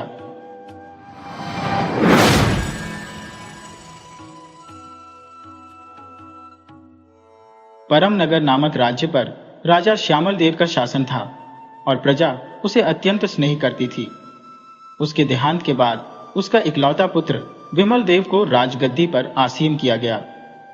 विमल देव भी अपने पिता की तरह ही अत्यंत बुद्धिमान था और राजकाज को बड़े ही निपुणता से संभालने लगा। लेकिन राजा विमल देव एक अत्यंत कंजूस व्यक्ति था। असहाय और दुखी लोगों को देखकर भी उसके हृदय में दया नहीं आती थी। वह अपने राज दरबार में आने वाले किसी भी व्यक्ति को एक फूटी कौड़ी तक दान में नहीं देता था। इसी अवगुण के कारण प्रजा में उसका उतना सम्मान नहीं था जितना उसके दिवंगत पिता श्यामल देव का था। इस कारण विमल देव अक्सर चिंतित रहता था और सोचता कि इतनी निपुणता से राज्य को प्रगति की ओर ले जाने के बावजूद प्रजा उसका सम्मान क्यों नहीं करती। वास्तविकता यह थी कि उसकी कंजूसी ने उसके सभी गुणों को छिपा लिया था। उसके सलाहकार भी उसे सही बात बताने से हिचकिचाते थे। एक दिन उसके दरबार में सूरज नामक एक अंधा व्यक्ति आया। वह राजा से कहने लगा, महाराज, मेरा नाम सूरज है। मैं जन्म से अंधा हूं, लेकिन मुझ में 3 विशेषताएं हैं। मैं राज दरबार में अपनी उन 3 विशेषताओं को प्रदर्शित करना चाहता हूं। राजा ने उत्तर दिया, तुम अंधे हो, भला अंधा व्यक्ति क्या कमाल दिखा सकता है? सूरज ने कहा, महाराज, मैं अंधा अवश्य हूं, लेकिन मेरी विशेषताओं को देखकर आप चकित रह जाएंगे। राजा ने कहा, ठीक है, हमें कोई आपत्ति नहीं है, दिखाओ तुम क्या दिखाना चाहते हो। सूरज ने कहा, अलग अलग धातुओं के सिक्के मनवाए जाए और उन्हें आपस में मिलाकर एक ढेरी के रूप में मेरे सामने रखा जाए। मैं केवल छूकर बता सकता हूं कि कौन सा सिक्का किस धातु का बना हुआ है। यह सुनकर राजा ने अपने मंत्री को आदेश दिया। मंत्री ने तुरंत खजाने से सोने, चांदी और पीतल के सिक्के मनवाए। सिक्कों को मिलाकर उनका ढेर अंधे सूरज के सामने लगा दिया गया। सूरज ने ढेर में से एक सिक्का उठाया, उसे मुट्ठी में बंद करके कुछ देर तक हिलाने लगा और फिर उसने कहा, महाराज, यह सोने का सिक्का है। इसी प्रकार सूरज ने दूसरा सिक्का उठाया और वह चांदी का था। शीघ्र ही उसने सोने, चांदी और पीतल के सिक्कों की अलग अलग ढेरियां बना दी। राजा विमल यह देखकर हैरान हो गया। उसने पूछा, सूरज, अंधे होते हुए भी तुमने सिक्कों की पहचान कैसे की? सूरज ने उत्तर दिया, महाराज, सभी सिक्के एक ही आकार के हैं, लेकिन अलग अलग धातुओं के होने के कारण इनके वजन में भिन्नता है। मैं हाथ में लेते ही किसी भी वस्तु का वजन जान लेता हूं। मैंने इसी के बल पर सोने, चांदी और पीतल के सिक्कों की पहचान की है। सूरज की बात सुनकर राजा बहुत प्रसन्न हो गया और कहने लगा, सूरज, तुम तो वास्तव में अक्लमंद हो। हम तुमसे अत्यंत खुश हैं। अब हमें अपनी दूसरी खूबी के बारे में बताओ। सूरज ने उत्तर दिया, महाराज, अपनी दूसरी खूबी के बारे में मैं आपको कल बताऊंगा। राजा ने अपने मंत्री को आदेश दिया, मंत्री जी, सूरज को 5 मुट्ठी गेहूं दे दिया जाए। 5 मुट्ठी गेहूं लेकर सूरज अपने घर वापस चला गया। अगले दिन वह फिर से राज दरबार में हाजिर हुआ और कहने लगा, महाराज, मैं राज दरबार में उपस्थित किसी भी व्यक्ति के हाथ को छूकर उसके ओहदे के बारे में बता सकता हूँ कि वह किस पद पर काम कर रहा है। तब राजा विमल देव अपनी जगह से उठा। उसने सेनापति और अपने खजांची को अपने साथ लिया और सूरज के सामने जाकर खड़ा हो गया। विमल देव के इशारे पर सेनापति और खजांची ने अपना अपना हाथ अंधे सूरज के हाथ में दे दिया और फिर राजा ने अपना दायां हाथ भी सूरज के हाथ में दे दिया। सूरज ने एक एक करके तीनों के हाथों पर अपना हाथ फिराया। इसके बाद वह कहने लगा, इन तीनों हाथों में से एक हाथ महाराज का है, दूसरा सेनापति का और तीसरा खजांची का। यह सुनते ही सारा राज दरबार हक्का बक्का रह गया। तब राजा ने पूछा, यह तो बताओ सूरज कि तुमने हम तीनों के हाथों के द्वारा हमारी सही पहचान किस प्रकार की? सूरज ने उत्तर दिया, महाराज, आप राजा हैं। राजा मेहनत का कोई भी काम नहीं करता, इसीलिए राजा के हाथों में एक विशेष प्रकार की कोमलता होती है। आपके हाथ की उस कोमलता के कारण ही मैंने आपकी पहचान की। इसी प्रकार सेनापति युद्ध के मैदान में कठोर से कठोर हथियारों को अपने हाथों में लेता है, इसीलिए सेनापति के हाथ में ऐसी कठोरता आ जाती है जो शस्त्रों को अपने हाथों में लेने से आती है। उसी कठोरता के कारण मैंने सेनापति जी की पहचान की। इसी प्रकार खजांची के हाथों में से अलग अलग तरह के सिक्के एक जगह से दूसरी जगह जाते हैं, जिसके कारण खजांची के हाथों में एक विशेष प्रकार का खुरदरापन आ जाता है। इसी खुरदरेपन के कारण मैंने खजांची जी के हाथ को पहचान लिया। राजा कहने लगा, सूरज, तुम तो बहुत ही अद्भुत खूबियों के मालिक हो। विमल देव के आदेश पर उस दिन अंधे सूरज को 10 मुट्ठी गेहूं दे दिया गया। तीसरे दिन सूरज एक बार फिर से राज दरबार में हाजिर हुआ और कहने लगा, महाराज, आज मैं आपको अपनी तीसरी खूबी दिखाना चाहता हूँ। राजा बोला, सूरज, हम भी तुम्हारी तीसरी खूबी के बारे में जानने के लिए बहुत ही उत्सुक हैं। बताओ, तुम्हारी तीसरी खूबी कौन सी है? महाराज, मेरी तीसरी विशेषता यह है कि मैं किसी भी व्यक्ति के व्यवहार से उसके बारे में एक गूढ़ रहस्य उद्घाटित कर सकता हूं। अच्छा, तो मेरे बारे में कुछ बताओ, राजा ने कहा। सूरज ने उत्तर दिया, माफ कीजिए महाराज, मैं आपके बारे में कुछ नहीं बता सकता। लेकिन क्यों? राजा ने पूछा। सूरज ने राजा की बात का कोई उत्तर नहीं दिया। यह देखकर राजा विमल देव और भी अधिक उत्सुक हो गया। उसने कहा, सूरज, डरो नहीं, जो कुछ भी कहना चाहते हो बिना डरे कहो। मैं वचन देता हूं कि तुम्हें कोई हानि नहीं होगी। अब सूरज के पास कोई और विकल्प नहीं था। वह कहने लगा, ठीक है महाराज, मैं आपके बारे में बताने के लिए तैयार हूं, लेकिन यहाँ नहीं बल्कि एकांत स्थान पर। राजा विमल देव सूरज को अपने साथ एक दूसरे कक्ष में ले गया, जहां उन दोनों के अलावा और कोई नहीं था। सूरज ने कहा, यहाँ पर एकांत है, आप बिना डरे मेरे बारे में मुझे बता सकते हो। तो सुनिए महाराज, आप वास्तव में एक राजपुत्र नहीं है, आप एक भिखारी के पुत्र हैं। यह सुनते ही राजा को क्रोध आ गया। क्या बकते हो सूरज? राजा गरज उठा। मैं सच कहता हूं महाराज, सूरज ने शांतिपूर्वक उत्तर दिया। हम अभी तुम्हारी इस धृष्टता के लिए तुम्हारा सिर धड़ से अलग कर सकते हैं, लेकिन क्योंकि हमने तुम्हारी जान बख्शने का वचन दिया है, इसलिए हम तुम्हें मार नहीं सकते। महाराज, क्रोध न करें। आप इसी समय राजमाता के पास जाकर अपने जन्म के बारे में पूछें। मुझे पूरा विश्वास है कि वह मेरी बात का समर्थन करेंगी। यदि मेरी बात झूठी हुई तो आप खुशी से मेरी गर्दन धड़ से अलग करवा सकते हैं। ठीक है सूरज, हम अभी जाकर राजमाता से इस बारे में पूछते हैं। विमल देव ने सूरज को उसी कक्ष में बंद करके राजमाता से मिलने का निश्चय किया। विमल देव ने राजमाता कल्याणी के पास जाकर पूछा, राजमाता, सच सच बताइए कि मैं किसका पुत्र हूँ? बेटा, तुम मेरे पुत्र हो और किसके पुत्र हो? राजमाता ने उत्तर दिया, नहीं माँ, आप सच नहीं बोल रही है। आपको मेरी सौगंध, सच सच बताइए। विमल देव, तुमने अपनी सौगंध दिलाकर अच्छा नहीं किया। और फिर कुछ सोचने के बाद राजमाता कहने लगी, बेटा, अगर तुम जानना ही चाहते हो तो सुनो।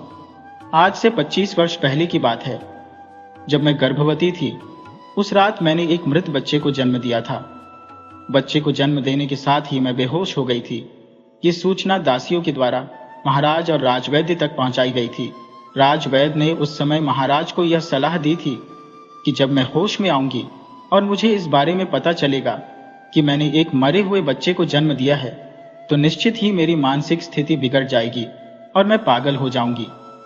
इसीलिए मेरे होश में आने से पहले ही किसी दूसरे बच्चे का प्रबंध किया जाए और उस बच्चे को मेरे पास सुला दिया जाए, ताकि होश में आने पर मैं उस बच्चे को अपना बच्चा समझूं, वरना सदमे के कारण मैं पागल हो जाऊंगी। ये बात जानकर महाराज बहुत ही चिंतित हो गए और तुरंत ही महल से बाहर निकले। वे किसी नवजात बच्चे की खोज में नगर में काफी देर तक घूमते रहे। आखिरकार उन्हें एक मंदिर के बाहर एक भिखारिन बेशुद्ध अवस्था में पड़ी हुई दिखाई दी। उसके बगल में ही एक नवजात शिशु था। महाराज ने तुरंत उस नवजात शिशु को उठा लिया और मेरे होश में आने से पहले ही उस बच्चे को मेरी बगल में रख दिया गया। जब मुझे होश आया तो मैंने उस बच्चे को ही अपना बच्चा माना और उसका पालन पोषण करने लगी। असल में भिखारी के पास से जो बच्चा उठाया गया था वह तुम ही थे। ये बात महाराज ने मुझे मरते समय बताई थी, जो आज मैंने तुम्हें बता दी। लेकिन बेटा, बेशक मैंने तुम्हें अपनी कोख से जन्म नहीं दिया, परंतु ईश्वर जानता है कि मैंने जी जान से तुम्हें अपने पुत्र की तरह पाला है। राजमाता, हमें आपसे शिकायत है कि आपने सच्चाई को जानते हुए भी हमें सच्चाई से अवगत नहीं कराया, राजा ने कहा। इसके बाद राजा विमल देव सीधा उस कमरे में पहुंचा जहां पर अंधे सूरज को कैद करके रखा गया था। राजा कहने लगा, सूरज, तुमने सही कहा था। राजमाता ने भी तुम्हारी बात की पुष्टि कर दी है। सूरज, ये बताओ कि तुमने अंधी होते हुए भी मेरे बारे में यह कैसे जाना कि मैं एक भिखारिन का पुत्र हूं। महाराज, मैंने आपके सामने अपनी असाधारण कला का प्रदर्शन किया। आपके स्थान पर अगर कोई असली राजा होता तो खुश होकर मुझे खूब इनाम देता, परंतु आपने केवल थोड़ा गेहूं ही दिलवाया। इससे ही मैं समझ गया था कि आप राजकुल में पैदा नहीं हुए, बल्कि किसी दरिद्र कुल में पैदा हुए हो। सूरज, अब तुम हमारी सच्चाई के बारे में जान गए हो। ध्यान रहे, इस बात का तुम्हारे सिवा किसी और को पता न चले। महाराज, मैं इस बात का वचन देता हूं कि यह बात केवल मुझ तक ही रहेगी। उस दिन के बाद से विमल देव कुछ गुमसुम सा रहने लगा। राजपाठ में उसकी कोई रुचि नहीं रही।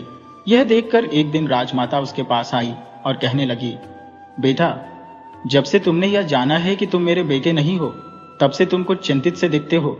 ऐसा क्यों है बेटा? राजमाता, आप सही कह रही है। वास्तव में मैं अपनी जन्म देने वाली मां से मिलना चाहता हूं, देखना चाहता हूं कि वह किस हाल में होगी। उसे अपने पास लाना चाहता हूं।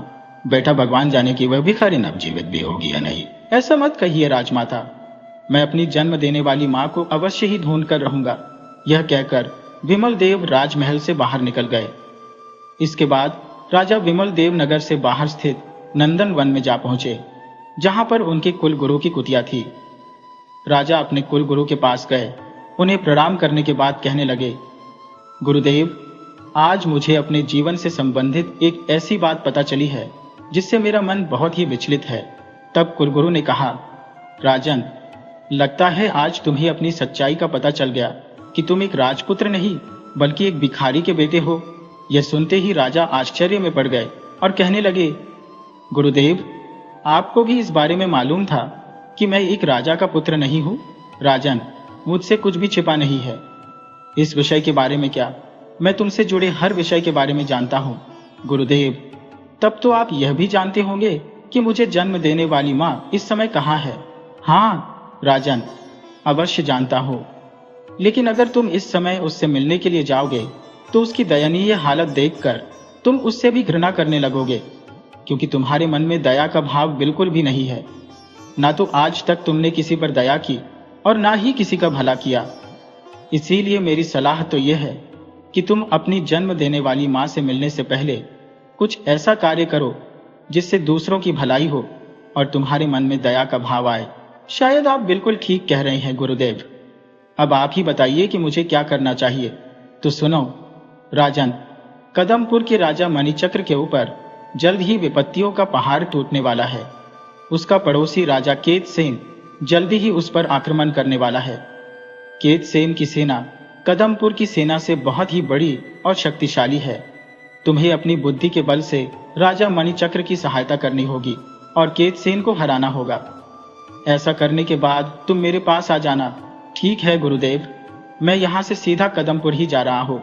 विमल देव वहां से सीधे कदमपुर राज्य पहुंचे और राजा मणिचक्र के समक्ष उपस्थित होकर बोले, महाराज, मैं परम नगर का राजा विमल देव हूँ और आपकी सहायता के लिए आया हूँ। आपका पड़ोसी केतुसेन आपके राज्य पर आक्रमण करने के लिए अपनी विशाल सेना के साथ अग्रसर हो चुका है। यह सुनते ही राजा मणिचक्र भयभीत हो गए। उनका चेहरा भय से पीला पड़ गया। घबराइए मत महाराज, विमल देव ने कहा, मैं इसी सिलसिले में आपकी मदद करने के लिए आया हूँ। क्या आप मेरी सहायता के लिए अपनी सेना साथ लाए हैं? राजा मणिचक्र ने पूछा। महाराज, केतुसेन की विशाल सेना को परास्त करने के लिए किसी सेना की आवश्यकता नहीं है। उसके लिए मैं अकेला ही पर्याप्त हूँ। ऐसा कैसे हो सकता है राजन? उसकी सेना अत्यंत विशाल है महाराज, परंतु समय आने पर मैं आपको विश्वास दिलाता हूँ कि मैं उसकी सेना को ध्वस्त कर दूंगा। ठीक है राजन, मुझे आपकी बातों पर विश्वास है। उसी शाम राज्य का सेनापति राजा मणिचक्र के पास आया और कहने लगा, गजब हो गया महाराज, केतुसेन अपनी विशाल सेना के साथ हमारे राज्य की सीमा पर आ चुका है। विमल देव ने कहा, महाराज, आप चिंता न करें, मैं इस शत्रु की सेना को देखता हूं। राजन, आपकी बात पर मुझे विश्वास है। आप सचमुच बहुत बहादुर हैं। युद्ध के लिए आपको जितने भी सैनिक और अस्त्र शस्त्र चाहिए आप ले जा सकते हैं। महाराज, मुझे इन सब की आवश्यकता नहीं है। जब शत्रु अधिक शक्तिशाली हो तो अस्त्र शस्त्र काम नहीं आते, केवल बुद्धि ही काम आती है। आप तो मेरे लिए 30 बड़े बड़े मटके, 15 मरियल घोड़े, 1 कंबल, 1 करवा करेला, 30 गज कपड़ा और थोड़ी रस्सी का इंतजाम करवा दीजिए। ठीक है राजन, आपके कहने पर मैं इन चीजों का इंतजाम करवा देता हूँ, परंतु आप कहीं मेरी जगह हसाई न करवा दीजिएगा। आप उसकी चिंता न करें महाराज, विजय आपकी ही होगी। तब राजा मणिचक्र ने विमल देव के लिए मरियल घोड़े, मटके, कंबल आदि सब चीजें उपलब्ध करवा दी। राजन, आपने जो सामान बताया था वह सब मैंने इकट्ठा करवा दिया है। इसके बाद विमल देव ने एक व्यापारी का वेश धरा, घोड़ों पर सारा सामान लादा और नगर के बाहर चल दिए। वहां से निकलकर राजा विमल देव घोड़े और मटकों को लेकर सीधे नगर के बाहर एक शहद के व्यापारी के घर पहुंचे, जिसका शहद बेचने का कारोबार था।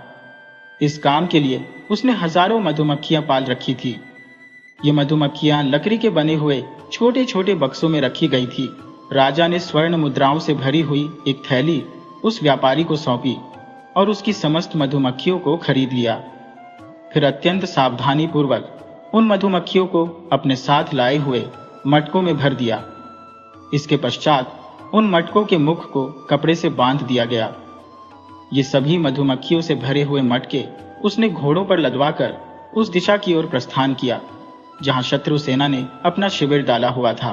जब राजा एक व्यापारी के वेश में उस स्थान पर पहुंचे जहां केतुसेन की सेना ने पड़ाव डाला हुआ था, तो वे वहां पहरा दे रहे सिपाहियों के पास गए और बोले, मैं राजा मणिचक्र का दूत हूं। अपने राजा की ओर से मैं केतुसेन के लिए कुछ भेंट लेकर आया हूं। कृपया मुझे महाराज के पास ले चलिए। सिपाही उसे केतुसेन के पास ले गए। अपने घोड़ों और मटकों को राजा केतुसेन के खेमे के बाहर छोड़कर विमल देव ने करेले को एक रेशमी वस्त्र में लपेटकर खेमे में प्रवेश किया। उसे देखकर केतुसेन चौंक गए। कौन हो तुम? राजा केतुसेन ने पूछा। महाराज, मैं कदमपुर के राजा मणिचक्र का दूत हूँ। वे आपसे संधि करना चाहते हैं, इसीलिए मैं आपकी सेवा में कुछ उपहार लेकर आया हूँ। केतुसेन ने प्रसन्न होकर कहा। मैं तो पहले से ही जानता था कि राजा मणिचक्र हमारी कीर्ति से घबरा जाएगा। हमसे युद्ध करने की उसकी हिम्मत नहीं होगी, लेकिन वह इतनी जल्दी बिना लड़े ही हार मान लेगा, इस बात की मैंने कल्पना भी नहीं की थी। विमल देव मन ही मन सोचने लगे, घमंडी राजा, ये तो समय ही बताएगा कि कौन हारता है और कौन जीतता है। फिर राजा केतुसेन ने उत्सुकता से कहा, दूत, दिखाओ तो सही, तुम्हारे राजा ने हमारे लिए क्या उपहार भेजा है। यह सुनकर विमल देव आगे बढ़े और रेशमी कपड़े में लिपटा हुआ एक करेला महाराज को देते हुए बोले, लीजिए महाराज, हमारे महाराज की ओर से यह छोटी सी भेंट स्वीकार कीजिए। जब राजा केतुसेन ने देखा कि वह एक करेला है, तो वे कहने लगे, यह करवा करेला, इसे तुम उपहार कहते हो? क्या तुम्हारे राजा को इससे बेहतर वस्तु नहीं मिली उपहार के लिए? विमल देव ने उत्तर दिया, महाराज, आप भेजी गई वस्तु के रंग रूप पर मत जाइए। असल में करेला भेजकर हमारे महाराज आपको कदमपुर राज्य भेंट करना चाहते हैं। क्या मतलब है तुम्हारा? करेला और कदमपुर राज्य में भला क्या संबंध हो सकता है? राजा केतुसेन ने आश्चर्यचकित होकर पूछा। तो सुनिए महाराज, हमारे महाराज कहना चाहते हैं कि इस करेले में जितने उभार है वे सब कदमपुर के पर्वत है, जितनी रेखाएं हैं वे सब नदियां हैं। मगर जैसे करेले का स्वाद थोड़ा कसैला होता है, उसी तरह कदमपुर के निवासी अपनी वीरता से शत्रुओं की इच्छाओं को भी कसैला कर देंगे। मतलब यह कि अगर आप इन पर्वतों और नदियों को पार करते हुए भी कदमपुर के अंदर तक पहुंच गए तो वहां की जनता आपको स्वीकार नहीं करेगी। यह सुनते ही राजा केतुसेन भड़क गया और कहने लगा, दूत, तुम्हारी यह हिम्मत! जानते नहीं कि मैं अभी के अभी तुम्हारी गर्दन कटवा सकता हूं। राजा विमल देव ने उसी समय अपने हाथ जोड़ लिए और कहने लगे, क्षमा करें महाराज, अगर आपको यह उपहार पसंद नहीं आया तो भूल जाइए। असली उपहार तो खेमे के बाहर खड़े हुए 30 घोड़ों पर लदे हुए मटकों में है। जरा आप उन पर भी तो नजर फरमाइए। अच्छा, जैसे तुम्हारी यह भेंट है वैसे ही भेंट मटकों में भी होगी। हम अभी बाहर जाकर मटकों को तुड़वाते हैं। केतुसेन ने गुस्से में भिनभिनाते हुए कहा। वह अपने खेमे से बाहर निकला। इससे पहले कि केतुसेन अपने सिपाहियों को मटके तोड़ने का आदेश देता, दूत के रूप में आया हुआ विमल देव खेमे की दूसरी तरफ से बाहर निकलकर वहां से भाग गया। दूसरी तरफ क्रोध में तिलमिलाते हुए केतुसेन ने अपने सैनिकों को आदेश दिया, सैनिकों, घोड़ों पर लदे हुए इन सारे मटकों को फोड़ दो। मटके टूटते ही मधुमक्खियों के झुंड बाहर आए और उन्होंने सैनिकों पर हमला कर दिया। मधुमक्खियों के इस अचानक हुए हमले से सेना तितर बितर होने लगी। सैनिक इधर उधर भागने लगे, लेकिन मधुमक्खियां उन्हें कहां छोड़ने वाली थी।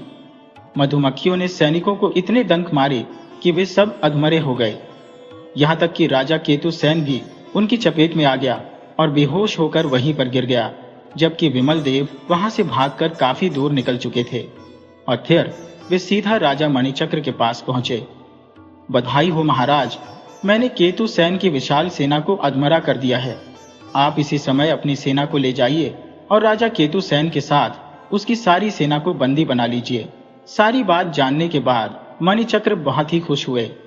वे तुरंत अपनी सेना को लेकर उस जगह पर पहुंचे जहां पर राजा केतुसेन और उसकी विशाल सेना अधमरी अवस्था में पड़ी हुई थी।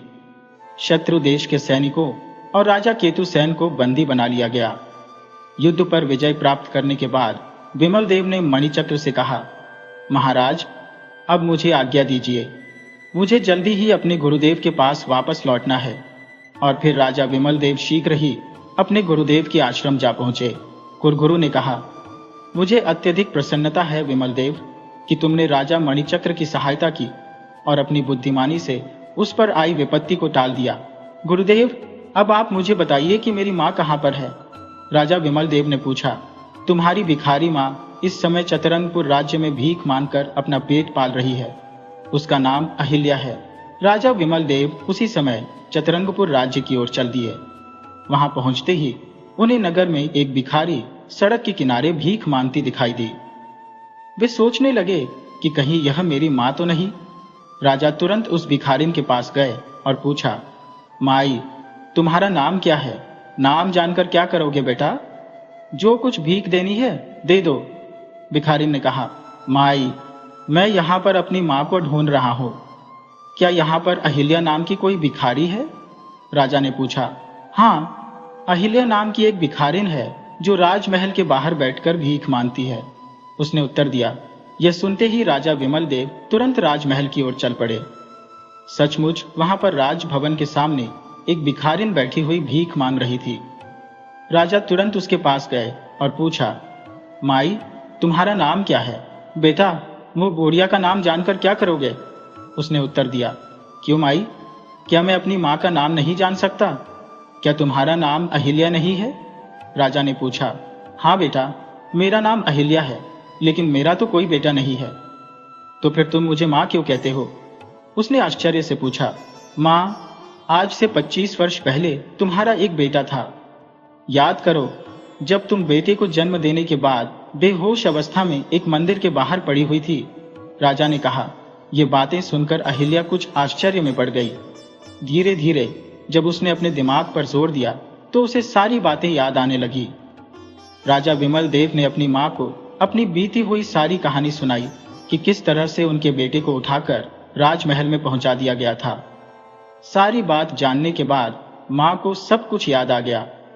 माँ और बेटे दोनों की आंखों में आंसू आ गए और वे एक दूसरे से लिपटकर रोने लगे। तब राजा विमल देव ने कहा, चलो माँ, अब मैं तुम्हें अपने साथ ले जाने आया हूं। आज से मेरे महल में एक नहीं बल्कि दो दो राजमाताएं होंगी।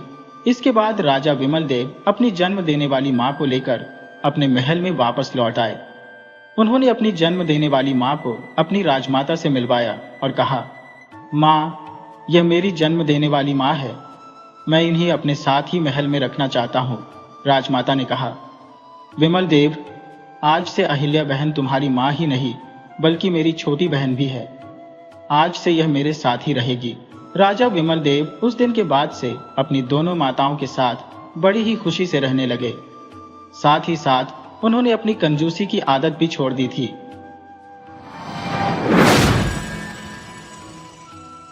वीडियो अच्छी लगी हो तो इसे लाइक करें और ऐसी ही मज़ेदार कहानियों के लिए चैनल को सब्सक्राइब करें और बेल आइकन दबाएं।